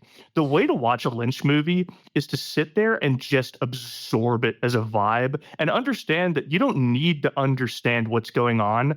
There might not even be a greater truth that you don't get. It's an experience. Well, here's the funny thing is you can actually do it totally equally in two ways. Like, okay, for example, I've now seen Lost Highway twice. The first time I watched Lost Highway, I came in exactly like you said, and it was literally just a series of like flashing images on my retina. And, it like directly reprogrammed like parts of my DNA. And, it's just being haunted by images. And that's the main idea. That's it right there. You're totally like precognitive, just like feeling or where your imagination goes afterwards. But also, this most recent time when I came back and watched Lost Highway, and I did do it like an analytic thing where I'm trying to figure out Lost Highway, I watched it and it was coherent and I figured it out. And I can do the Millennium Puzzle of the plot of Lost Highway. It's not a problem. But, it's funny enough, yeah. Just real quick, to undermine everything I just said, I kind of had a similar experience with Mulholland Drive. And I won't go into it now because that's 3 movies basically away from us. But yeah. But one sign that you're dealing with a really great movie is you can use as many brain cells as you want or not. Like if you want to just experience David Lynch as a sensorium, do it like 100%. You don't have to do this shit where you like, try and figure out which character represents what and, all of that extra bullshit. And there's definitely no one interpretation for any of Lynch's films because of how he makes them. They're daydreams. They're broken images lashed together. And so, have your own authority when you interpret shit. So, Richard, use your own authority and tell me what the fuck Fire Walk with Me is about. That is a perfect transition because you mentioned dreams. I think that Twin Peaks, the show, and also Fire Walk with Me, that Twin Peaks prequel, both build off of dream logic really well, so much so that they almost address it in the movie. And so Will and I like to talk about dream logic, or we have talked about it a little bit. Now, I think it's important to recognize what David Lynch sees as dream logic, as opposed to just like, oh, you fall asleep, you have a series of images, and then you wake up and he's like, oh, that'd be spooky. I think for David Lynch, like he loved transcendental meditation and stuff. And I think for David Lynch, when he thinks about dreams, he views them as much deeper than just a series of images or you just replaying stuff. I think that David Lynch, to an extent, believes that ideas can appear in your head that you didn't generate. It's almost like they pass into you or something else moved through you. And that's something that is a huge theme in Twin Peaks Fire Walk with Me. So, the reason why I talked about the show a little bit is because there's a lot of parts of the movie that exist because of his experience with the show outside of the plot. So Originally, when he conceived of Twin Peaks Fire Walk with Me, he wanted to bring back Kyle MacLachlan, the main character of the show, and he wanted him to play a huge role. And he wanted all these characters, all these beloved characters, because there were a lot of them, to have prominent roles in Fire Walk with Me. But he ran into, I'm going to say like two or three problems. The first one was the cut that he ended up making was 5 hours long. And so that's the most literal problem. Another problem. So like at the 2.5 hour mark, you have to like take your fucking, VHS out and like load part 2. Is there like an intermission where it plays like classical music for 10 minutes and everybody goes to the bathroom? Like fucking, Yeah. Do you want to watch one movie or do you want to watch the Lord of the Rings fucking trilogy? That's basically what he was trying to make with Twin Peaks. And part of the reason why is there was so much he wanted to do with it because of these missed opportunities that he perceived he had with the show. But I mentioned earlier that at some point David Lynch left the production. Unsurprisingly, I totally understand emotionally why he did that because his baby got taken from him. But a lot of the actors who had grown really, really close with him felt kind of betrayed because Twin Peaks made careers. For a lot of the actors involved in it, it was the greatest experience, at least when it came to acting, of their life. And then it just went to shit because David Lynch got sick of receiving directions. And one of those people, to an extent, was Kyle MacLachlan. Now, bear in mind, a lot of these people will end up forgiving Lynch later. He'll talk to them, he'll apologize, and they'll end up doing Twin Peaks: The Return nearly 3 decades after, literally 3 decades after Twin Peaks, the second season ends. But Fire Walk with Me happened a year or two after the second season closed. And so Kyle MacLachlan had other acting opportunities. He was frustrated with Lynch, and he said, "You got me for 5 days. Like, I can't just sacrifice everything for this project," which was already having production issues. And I think he was afraid. He liked Lynch, but I think that he saw Lynch for what he was, which was, and I say this with love, incredibly picky and incredibly undiplomatic when it comes to the producers. And don't get me wrong, fuck producers, but that's where the money comes from. I mean, like, you need the money to make the movie because Kyle MacLachlan has to feed his family and he has to worry about his career afterwards. So he can't be in a show or a movie or whatever that gets abandoned and ruins his image. Because then suddenly a production company takes keep over. in mind, like, David Lynch's, film run up until this point has basically just been one big L after another. Yes. I mean, Eraserhead did okay financially in the long run, but initially it was like this shit would not get screened at film festivals and people were outraged. And then Dune was universally considered a flop. Elephant Man, that one, it did okay, but nothing spectacular. And then people mostly hated Blue Velvet too. So so really from the studio perspective, they're like, oh God, giving this guy a movie, it's a liability. And he is going to do freaky artsy shit that is going to alienate at least like fucking 50%, if not more, of the theater going public just right off the bat. Like probably more people have walked out of theaters of David Lynch movies than maybe any other director. Because he's very fucking brutal sometimes in his approach. And I think for a lot of actors as well, I don't think you get paid that well for a David Lynch movie. And so I won't say the name of it, but Will and I have known each other since we were in the 5th grade. And when we were in high school, our summer job was at a summer camp. Oh my God, you're bringing this up. Well, I'm going to say it for one reason. I'm not going to. It's okay. Yeah, don't worry. Go for it. When Will and I worked at this camp, it was honestly a great experience. But we got paid $200 a week. And they had this motto, which was, you don't work at this camp because you need a job. You work at it because you love the camp.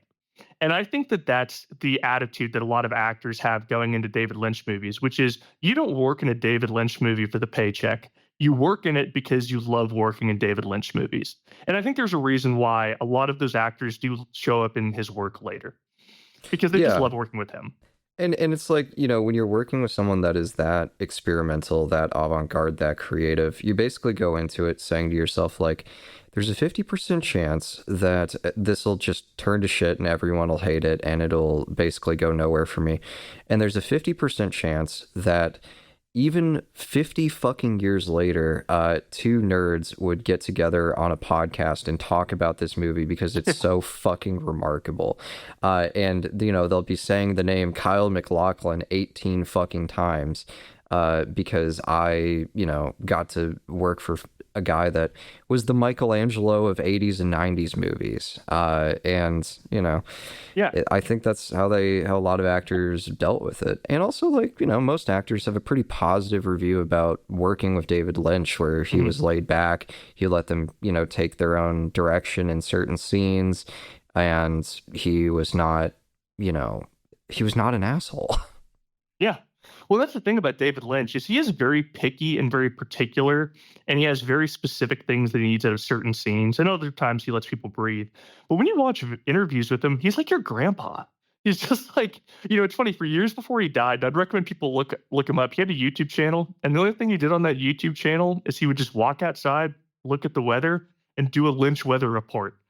And he just gets there. He has his little sunglasses on, his gray hair, and he's like, "Hello, everybody.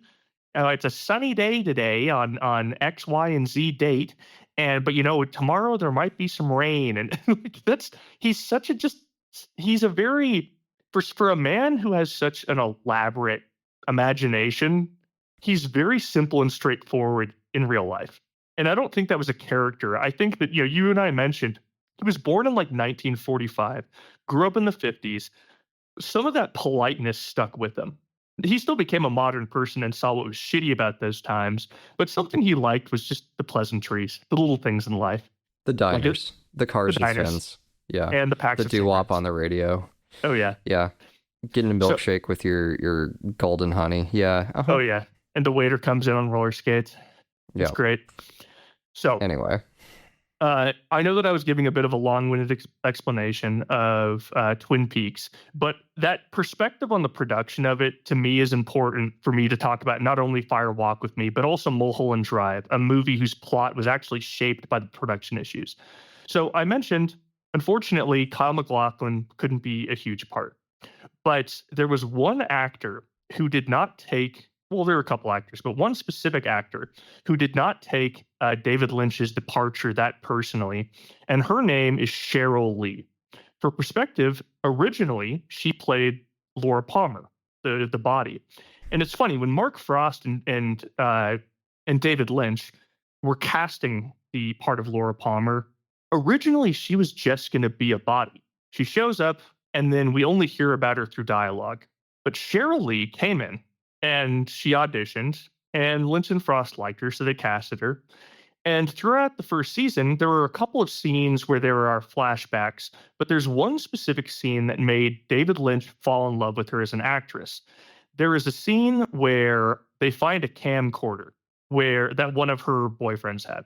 And they look at it, and it's basically, he adores her, and he has this camcorder up, and it's kind of in slow motion. She's running through this field, and she just looks back, and she smiles at the camera. And her performance was so inspiring to Lynch that he cast her in more parts. You know, eventually Laura Palmer started getting more flashbacks, and also her quote unquote cousin comes in as one of the characters, and she fits in thematically. But one of the plot points is she looks just like Laura Palmer, and that was so he could cast Cheryl Lee. They had a really good relationship as like a director to actress relationship. And so when he had this movie, she was all in. She's like, I'll do whatever. I just want to work with you again. And so David Lynch ended up kind of redirecting the plot from the old main character, Dale Cooper, and he moved it to Laura Palmer. And he started to conceive this idea of, okay, maybe I just should explore Laura Palmer more because I like this actress and I like that character. And when you watch the show, she gets as much screen time as she needs for the plot. But the movie really delves in to the darkness. It really reminds me a lot of Blue Velvet. And the funny thing is, I mentioned that David Lynch co-created Twin Peaks with Mark Frost. When Mark Frost was coming back in, because of creative differences, he actually only produced Fire Walk with Me. He didn't actually. What's up? All right, we're doing a lot of like outlining, right? And just like trying to draw rings around this thing. Can we get some adjectives on this movie and what it's like to watch this movie? I was about to get there, don't worry. Okay. So Mark Frost backed out. And part of the reason why is because David Lynch and Mark Frost had an argument over, okay, are we doing a sequel, which is what everybody wanted, because Twin Peaks, the second season ends on a cliffhanger, or are we doing a prequel?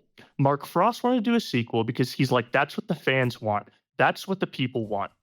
And David Lynch was like, fuck that. I have been doing what people want, and it stole my project from me. I'm exploring Laura Palmer. Now we can kind of get into the meat of that. That's just something I wanted to talk about. Because like I said, this conversation saves me having to say a lot of this shit during Mulholland Drive.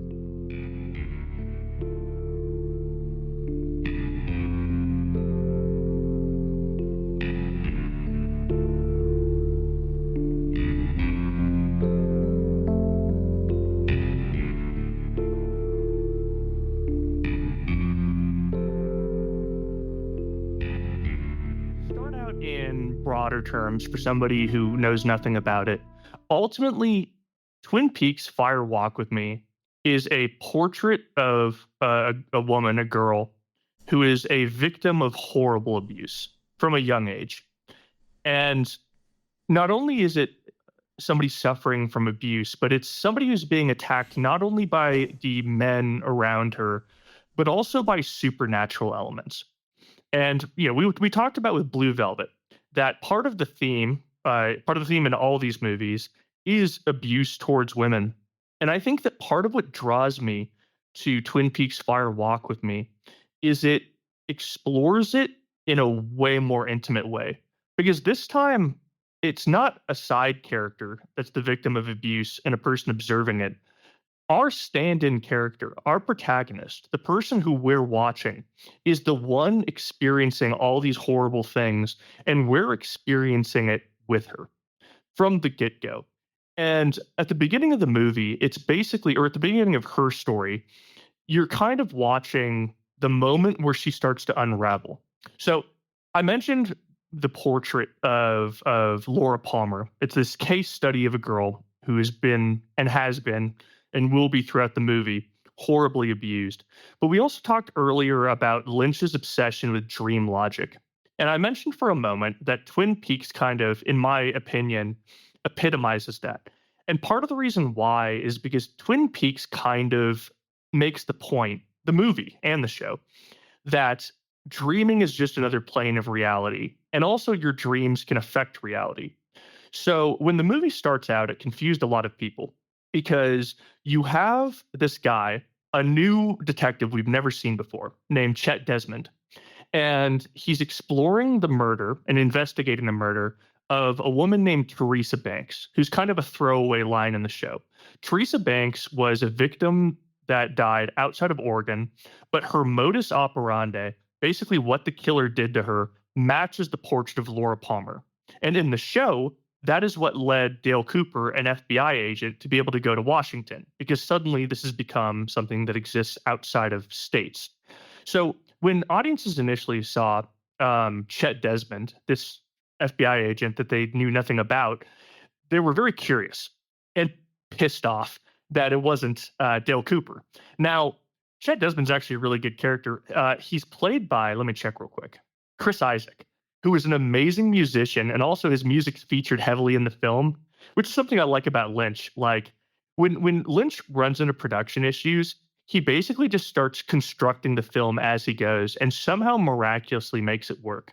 Because eventually, Chet Desmond discovers, he goes to the mortician, he looks at Teresa Banks, he examines the trailer park where she lived, and there's a certain point where he looks into this really, really bright trailer, and you don't know what he sees. There are a couple moments leading up to this that feel kind of surreal, but out of nowhere, he disappears. And the next scene is interesting. It cuts to the FBI offices where David Lynch plays the director of the FBI. He plays a guy who's deaf, and so he screams every line, and it's pretty awesome. And suddenly, Agent Dale Cooper walks in, played by Kyle MacLachlan. Like, it isn't somebody else switching with him. He comes in, and he keeps on walking in and out of the security camera room to see if he's still, who knows why. But he goes out at some point, and you see David Bowie walk in. And he plays another FBI agent.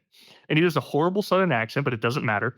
He comes in, and Dale Cooper realizes that as he walks through the room, Dale Cooper basically has a double standing there when he's looking at the camera. And he rushes into the office, and David Bowie goes on this rant where you realize that he's just completely insane. You have no idea what happened. And he's like, I'm not going to tell Judy. In fact, we're not going to talk about Judy at all. And for the audiences watching, much like anybody listening to this right now, you're probably going to be like, what the fuck are you talking about? And then he disappears, and Dale Cooper basically doesn't show up in the movie again. After that scene ends, suddenly, it's almost like a warm hug. You hear that iconic intro, that Twin Peaks intro that you heard at the beginning of this episode, and we're back in Twin Peaks. And suddenly, that's when the story of Laura actually begins. And so it cuts to Laura. She's at high school. And you know what? I'm not going to go too much into the plot. Basically, as the movie progresses, you start to see that the town loved Laura. You know that from the show. But Laura kind of has this seedy life outside of what you know about. She's addicted to cocaine.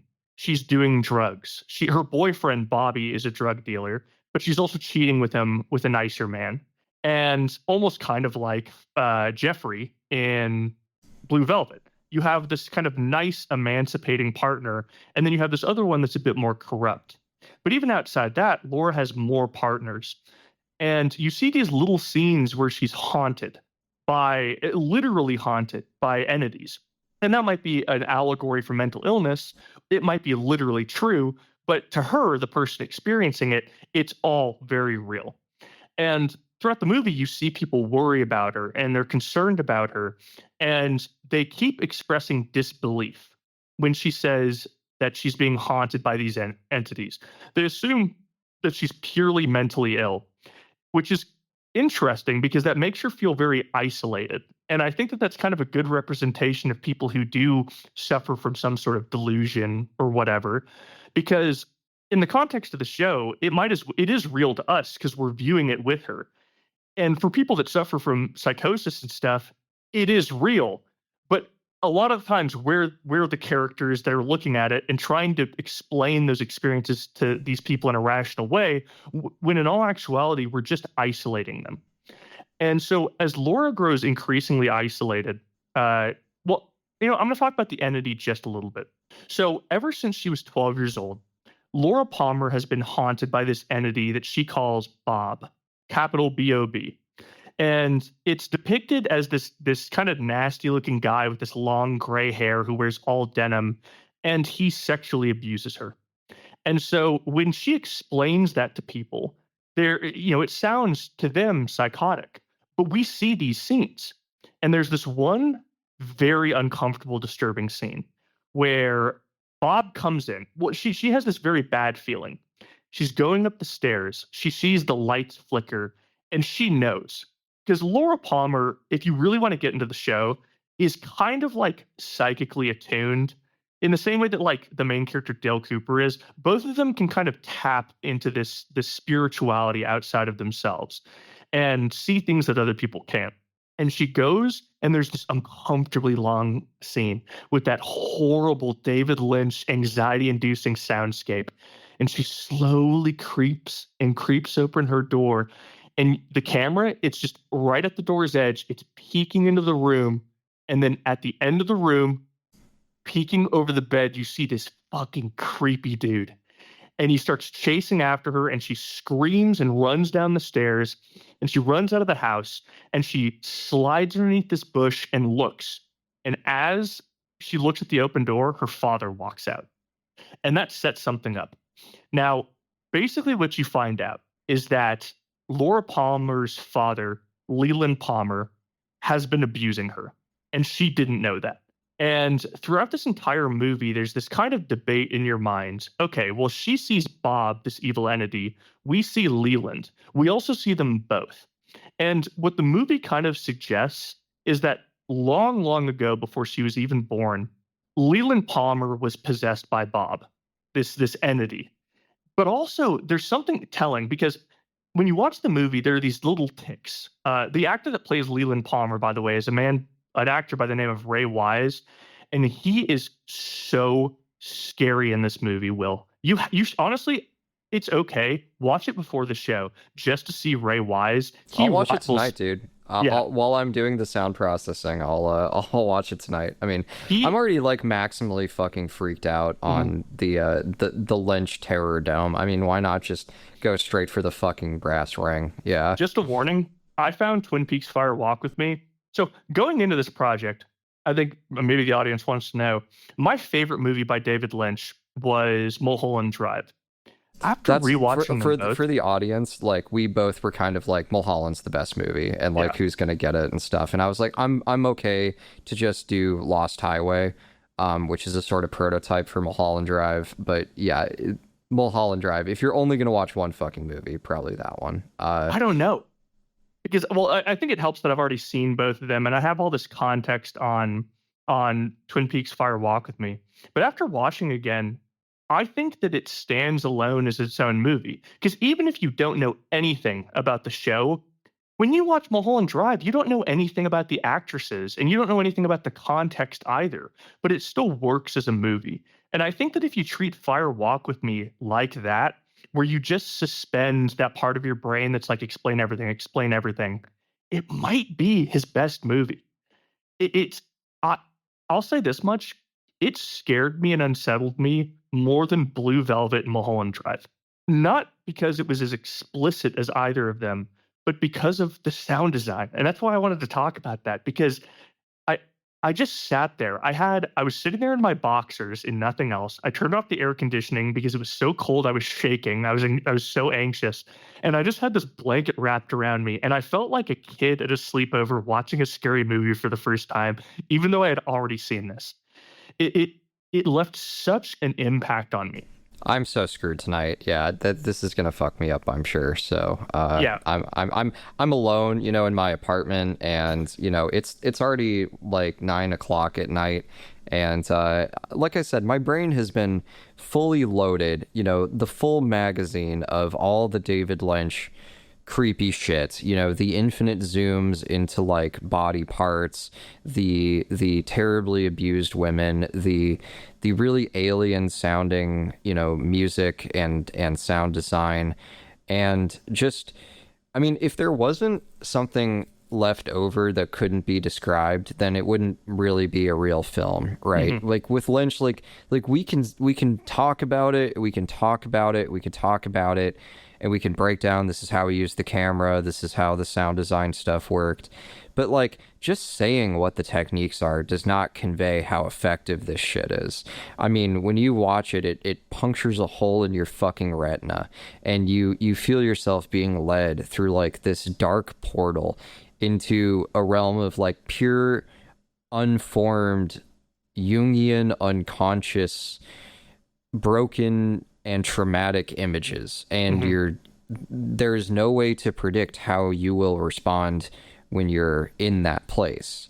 And I think that is part of why David Lynch's movies have stuck with me so much, is like, you know, as interesting as they are to think about, or as much as there is to sort of chew on afterwards, the raw experience, the adrenaline, that feeling of like your hands gripping into the chair rest, and what Lynch manages to make creepy and terrifying is really everyday objects, you know, shit that you see all the time, like a lawn or a spider crawling up a wall, or, you know, an empty mailbox, or just like whatever. Like, he can turn anything into something utterly fucking fascinating and terrifying. Yeah. And to me, I just felt all of that more than I've ever had watching a David Lynch movie, watching Fire Walk with Me again. And I think we've explored the plot enough. I kind of want to just talk about more of the themes. So David Lynch, we mentioned earlier, right, that even though he's been accused of exploiting his female actresses, especially in this movie, you really get a feeling that David Lynch loves these characters. David Lynch doesn't enjoy watching the suffering. It's more like it happens. And much like in Blue Velvet, he explores it, and then he also wants to give them some sort of relief at the end. And it's not as simple as just somebody swoops in and saves them. At least not in Twin Peaks. Because what ends up happening is Laura becomes increasingly unstable as the movie progresses.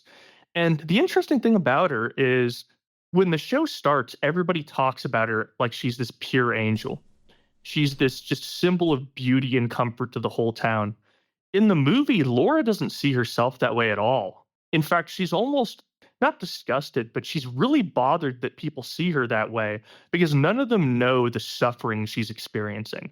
None of them know the horrible stuff that she's experiencing and the horrible things she does to cope with it. She does manipulate people. She becomes a prostitute and ends up getting her friend involved momentarily, and then gets so horrified by the fact that that's happening that she like pushes everybody away and screams and takes her friend Donna and runs away. She's terrified of what she's becoming. And in a weird way, she becomes almost this Christ figure for the town, right? Because you find out that what that entity Bob really wants from her is to possess her. They don't explain why. They don't elaborate. Maybe it's because she is such an important part of this town that he just wants to corrupt it and destroy it and hurt people and feed off that. But she's his fixation. And Ray Wise, or her dad, Leland, he's such a bizarre character because unlike Frank, there were certain moments where I reluctantly pitied him.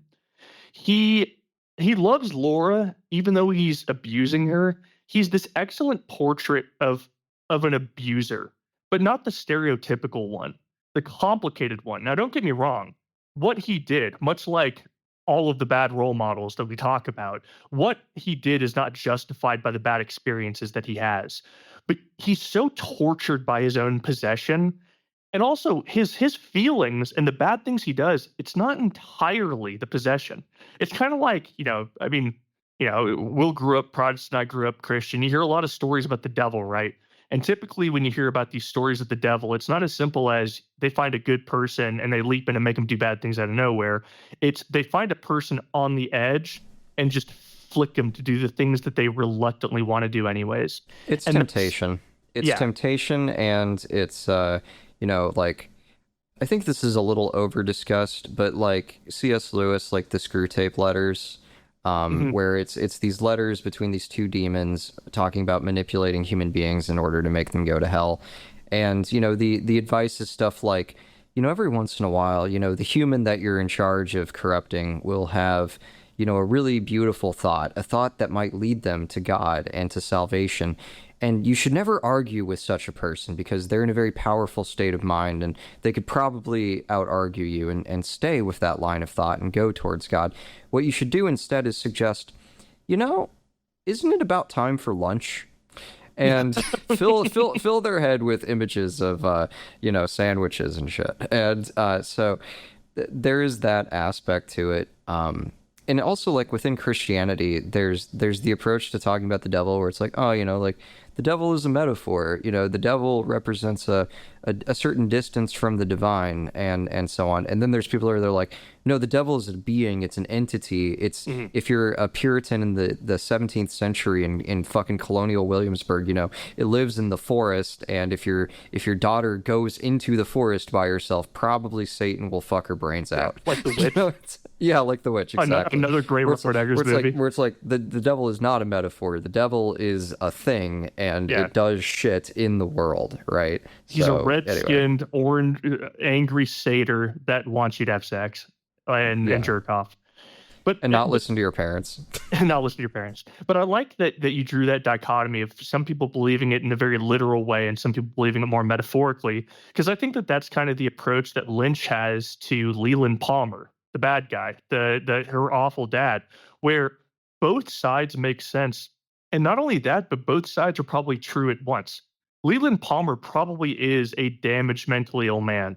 And Leland Palmer is, because of that, is probably also having a disgusting I hesitate to say demonic, because Lynch, it's not really it's not really Christianity centric, but he has this malevolent entity that just loves people like that. And it just so happened that Leland Palmer was the one he attached to, and that Laura Palmer was the one that he wanted to destroy. Because even for her dirty behavior or whatever, she is a symbol of purity to that community. And there's nothing more thrilling to a malevolent entity than destroying purity and mocking it and showing that it is breakable and not infallible. There's this line at some point where Donna, her best friend, finds out that Laura Palmer is living a more hedonistic life than she anticipated. But before she knows that, she and Laura are talking about angels. And Laura is sitting on her back. She's got her legs kicked up on this love seat. She's lying on the leg rest, and she's just looking up, and the camera's looking down at her. And she talks about how she feels like all the angels are fading away. Well, the conversation starts because Donna's like, if you fall into an endless void, do you think you'd keep speeding up, or do you think that you just remain the same speed? And Laura talks about how, no, I think if you fall into the abyss, you keep speeding up and speeding up and speeding up and speeding up until eventually you catch fire and you look around waiting for somebody to help you, but all the angels have gone away. Hence, fire walk with me. Laura's past the wall of fire. Laura has kind of recognized, and this kind of goes against, ironically, the message of well, I guess it doesn't by the end, but it kind of teases the theme of Blue Velvet. You and I talked about how, well, sure, life has all these awful things, but there is this other greater side of life that feeds off the bad. And Laura Palmer doesn't see it that way. Laura Palmer doesn't feel like she has any way out because she lives in this controlling household. The person who leads her household is her abuser. Now, we can start moving on towards the end. She keeps on indulging in these vices because for anybody who's lived a very poor childhood, that oftentimes with a poor childhood accompanies poor coping mechanisms that are very freely available to you. So it's no wonder why Laura Palmer might engage in drug addiction or sex addiction and stuff like that. So she goes over to a drug dealer's house, and the drug dealers tie her and her friend up, and they're about to assault her. But Bob at this point, and Bob and Leland want her, Bob being the demon, Leland being her father, want her so bad that they stalk her there. And as one of the abusers leaves, he knocks him out and bashes his face in and leaves. One of the other guys comes out to take a piss, sees that, and is like, oh, fuck no, and just dips. He leaves his friend there and just dips. Suddenly, Leland Palmer has access to both her and another prostitute that she'd been friends with. And she starts dragging them, or Leland starts dragging them, and he takes them to this train yard. And throughout the movie, there is this ring, this little blue ring that kind of passes through dimensions. I won't go into it too much. Long story short, it's set up before, but if you have the ring, basically what Lynch suggests is you can't be possessed. It's also kind of a blue ring with a little, you could interpret this way, it almost looks like a butterfly on the top. And I was thinking of a blue butterfly, and it made me think of the fairy from Glenda the Good Witch from Wizard of Oz, going off of what you said. Wizard of Oz has a huge influence on him. Okay. But this blue ring. And so Leland is screaming at them. Really, Bob is screaming at them and torturing them. And they're so scared. And there's another entity in the show that's nicer. I won't go too far into it. I won't even name him. Long story short, the nicer entity has been following Bob because he's kind of Bob's mortal enemy. And he kind of pulls open the door to the train car that they're trapped in. And he takes the other lady out because everybody kind of knows that Laura's going to be possessed by Bob. He takes the other lady out and just rests her on the ground. Later in the show, you'll see her walking down the train tracks delirious, and it helps further the plot. But it's just Laura and Bob. And Mike ends up throwing the ring in. Well, sorry, the other entity, the nicer one, throws the ring in, and Laura puts it on as she's being screamed at by Bob. Now, suddenly, Leland starts screaming because once she puts that on, Bob's wanted to possess her this whole time. And suddenly he can't. She has the ring on, whatever that means, but it makes sense in the film.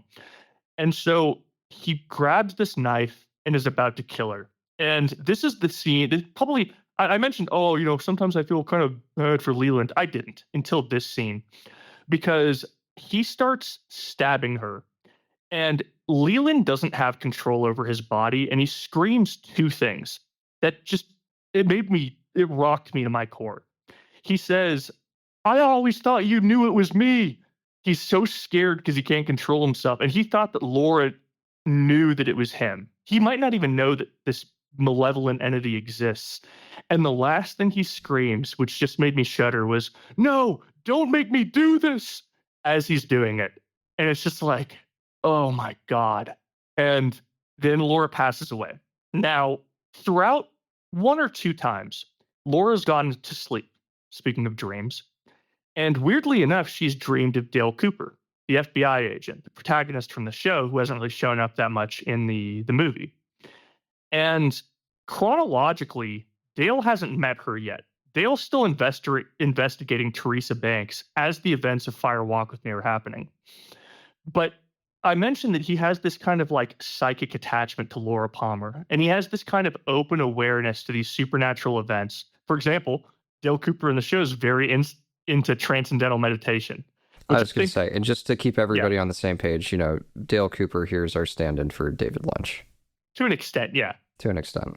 In the movie, he's kind of his own character again, but she passes away. And, he's been trying to protect her, but he can't. And in Dale Cooper's mind, he doesn't even understand what he's doing. These are dreams. These are things that confuse him. He doesn't know who Laura Palmer is, but he's appearing in these dreams. And in these dreams, there's this context that he doesn't understand. But that's how dreams work, right? Oftentimes in dreams, you find yourself in these bizarre supernatural events that have nothing to do with your real life, or maybe they do. But for some reason, you just have this compulsion to say things or believe things or hear things. She dies, and there's this scene where she's sitting down next to Dale Cooper, and Dale Cooper's looking at her, and they're in the famous Red Room, which is just in the context of the show, one of the supernatural realms that people find themselves in. And she starts sobbing, but as she looks up and she's sobbing, first of all, this amazing score comes in. It's so incredible and so emotional. And she sees an angel, hands crossed, they're descending towards her, and her sobs of sorrow start to turn into sobs of relief. She starts smiling and seeing her, because it took her dying to see that there was still goodness. Because even though there were malevolent entities that wanted to torture her whole life, there were some that wanted her to experience happiness, and I suppose they were powerless to do so. They couldn't do so. They didn't want to. I don't know. But they're there when she's gone. And as the music plays, she's sobbing and smiling and looking up, and she starts to ascend with it. And Dale Cooper just watches her go. And it was so cathartic at the end. Because, by the way, this whole movie is anxiety distilled. It's condensed anxiety. And this last moment, it's sorrowful because of all these awful things that Laura experienced.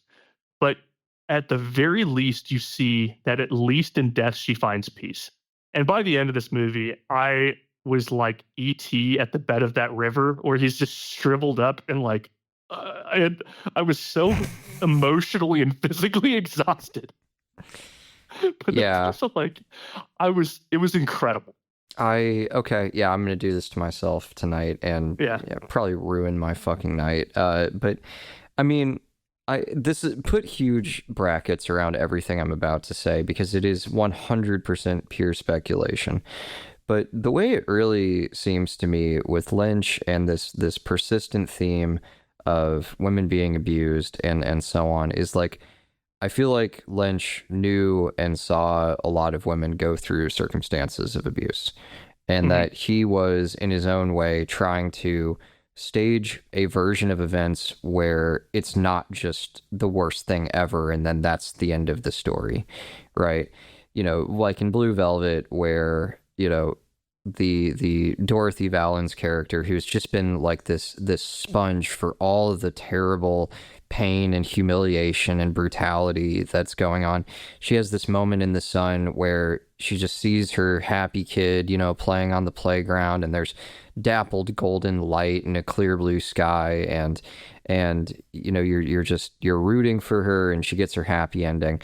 And I feel in shots and scenes like that, or the scene you just described, where like, yeah, everything is totally fucked for Laura Palmer, but like at least in death, in transmigration of the soul, like there is some genuine benevolent presence to act as a counterweight for all this evil.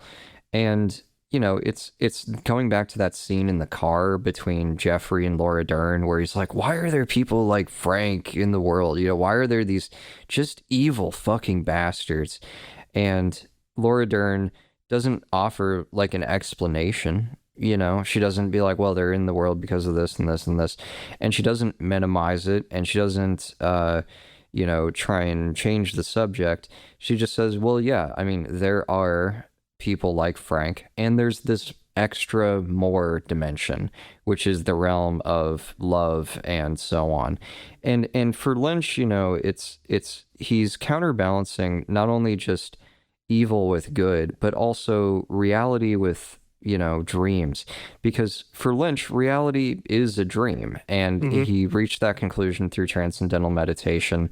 And someone asked him about dying and death, and he's like, okay, imagine if you had a really old car and you drove it down to the junkyard and you parked it in the junkyard and you sat there in the car and you thought for a few minutes, this was a nice car, now it's done. And then you get out of the car and you walk away. And he's like, that to me is what death is like, where, the car is the body, and you get to the end of your life and you go, it was a nice body, that worked out. And then you transmigrate, you move on. It's a line of thinking that comes from Hinduism, which is ultimately where the roots of transcendental meditation are. But yeah, for Lynch, everything is a dream. And in this one review he gives right before he dies, he talks about there's these three kind of veils of reality. There's what he calls the red curtain, the yellow curtain, and the blue curtain. And that's why I used that in the album art. And he said the red curtain is your consciousness when you're just awake, just normal awake consciousness. The blue curtain is you deep in your sleep and your dreams. And the yellow curtain is kind of like this space in between sleeping and dreaming, which is where all my shit comes from, where all the inspiration happens, where you're waking up in the morning, but you haven't really moved and your head's still on your pillow and you haven't opened your eyes, and you can think and you can create images in your mind, but you're also just kind of being pulled along by this undertow of stuff. And he goes, in that little fragment, in that little yellow curtain, there's these moments where it gets pulled away. And you see like this field, or what he calls the white wall. And that's the space of all inspiration. That's the space of all love and peace. That's what he talks about as the goal of his meditation, is to bring his mind back to that place. And so anyway, that's what the album art is about, is what he was saying there. And I forget what the rest of my fucking point was, other than the fact that David Lynch is really fucking deep. And yeah. That's the thing, is he's just such like I know that saying he's a spiritual guy or a smart guy is so fucking overdone and cliched, but like, he just has, I remember you and I, when you and I started getting into the occult, which we won't get into, I remember at some point you and I had a conversation about, I think we were talking about Timothy Leary or Robert Anton Wilson, where we were talking about how certain things that we read, we had to read multiple times over and over again, because it just is so dense. And it's not dense because it's incomprehensible. It's dense because the writing is difficult sometimes. And we came to the conclusion that there are certain people that have this insight. They have experiences in their mind or in reality that are incredibly deep, but they lack the ability to articulate them. And I'm not going to say that David Lynch lacks the ability to articulate everything he's experienced, but like, the things that happen within the mind of even the simplest person at times are hard to communicate because a lot of these things are universal and they're very broad. I can't articulate them. You can't. And something I love about David Lynch's movies is, I talk about the production issues. I talk about how those build into the plot. But no matter what's happening, David Lynch, even during the most difficult shoots, David Lynch goes to his room, he sits down for 20 minutes, clears his mind of anything, and then what he said, like the pearls of a plot, the pearls of ideas just start coming in. And I do believe that there are times where we experience things in our mind or in reality that might not exclusively come from our own mind, not to get too hippy dippy with it. But I think that David Lynch loves those things, those things that just scratch the surface of the metaphysical, and he just tries to communicate them through movies, and it's as simple as that. And maybe they're impossible to understand, but it's fun scratching the surface with him. Yeah, and it would spoil the mystery if you could just, write a book and explain it all or whatever. It would prove to be a pointless movie if it could be, fully wrapped up in, two doofuses on a podcast fucking talking about it, right? Like, and so there's always going to be this surplus element which you only get by watching the movies, and that's ultimately the reason you should.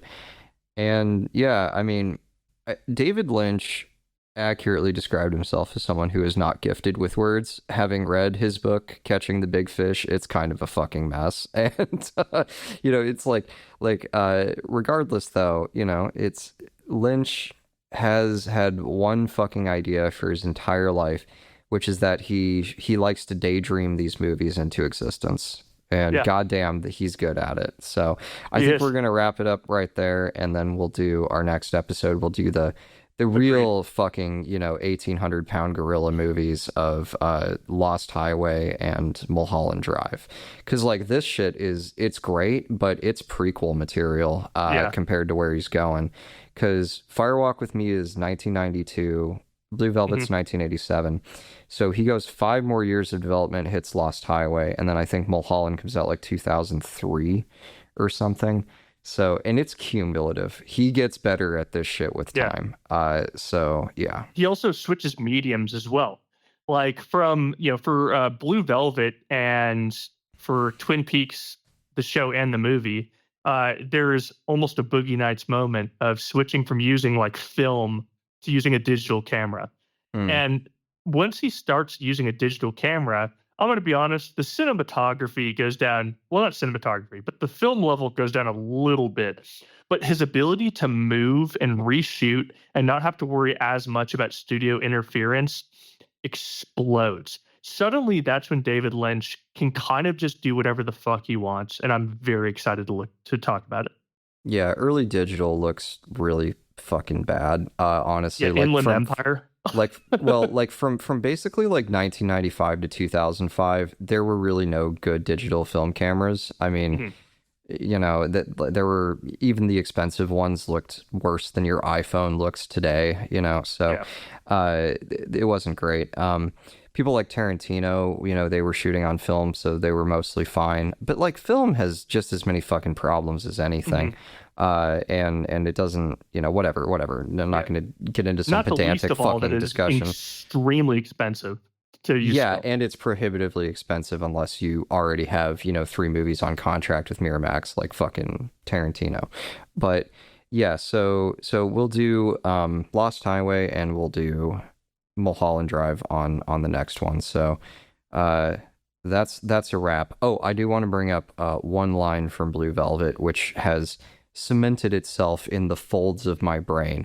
It's the scene where Frank Booth, who's the scary psycho Judge Holden character, has just performed this really shocking rendition of Roy Orbison's In Dreams, where he's like alternating between like crying, he's so affected by the beauty of the music, and then just like screaming at Jeffrey. But then, it's time for them to hit the road and go do some ultra violence. And they turn off all the lights and everybody kind of stands still for a second. And Frank just says, "Now it's dark." And that line recurs in different Lynch movies. And it's like Lynch is someone who wants to go into that darkness, wants to explore, has the curiosity to go down the dark tunnel. And, you know, there's a scene in Lost Highway where Bill Pullman literally like walks down a dark, you know, hallway in his own house, and then you're just staring into the abyss for a second. And when he comes out, he has turned from the Bill Pullman who's not going to murder his wife to the Bill Pullman that is about to murder his wife. Oh, yeah. So anyway, now it's dark. Can I end it on kind of a positive note? If you want, that's possible. You edit this out if you want to, or you can edit. If you edit it at the last line you said, it'll work. But I just want to say one last thing. So I mentioned at the beginning of Twin Peaks that the first 30 minutes, or Twin Peaks Fire Walk with Me, that the first 30 minutes, it's with characters that we don't know doing things that we know Dale Cooper, the main character of the show, did. So it's kind of confusing, but also, once again, kind of dream logic. I think the implication is it might be Dale Cooper, if you, once again, don't think about the production issues and think about how adaptive Lynch is, that Dale Cooper's basically reflecting on his previous case in those first 30 minutes through new characters and just seeing how things could have gone differently or how things went, and he's examining it. But there's a point where the character that he's imagining, Chet Desmond, he goes to the local Washington authorities and he's investigating the murder of a woman named Teresa Banks. And Teresa Banks had a blue ring. The blue ring, by the way, is the one that the malevolent or the good entity throws to Laura Palmer so she can't be possessed. But for some reason, it was on Teresa Banks, this prostitute, and now it's gone. And Chet Desmond is talking to the sheriff. And by the way, all these police officers are so insanely pissed off that the FBI is there. They're all kind of like, they give me sovereign citizen vibes where they're like, oh, the fucking federal government's here. Some Waco shit, yeah. Yeah, they're some all Ruby being Ridge guys. Yeah, they're all being so obtuse and so irritating. And there we go. So I wrote down this one line because it made me laugh out loud. At some point, Chet Desmond looks at them and he's like, Teresa Banks had a ring. Any idea what happened to it? And the sheriff just looks at him and he gets this smug fucking look on his face. And he's like, we've got a phone here. It's got a little ring. And it's so cunty in his delivery. It's so good. Something I want to say is, like I said, we talked a lot about the horror. Watch all these things, because even his most intimidating movies, a lot of them have a little bit of humor in it. But I won't elaborate on that. That's next episode shit. All right. Let's wrap it up then. All right. Alrighty. Thank you so much for listening to the people that made it here. I'm so glad you did. I had so much fun doing this.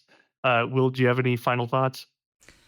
Don't let anything that either of us say stop you from watching a David Lynch movie. Don't fucking hesitate. Don't look shit up. Don't overthink it. Just pick one like Mulholland Drive or Lost Highway that looks fucking interesting to you and just watch it. That's my only thing. Yeah. Yeah. All right. Peace out, everybody. Peace.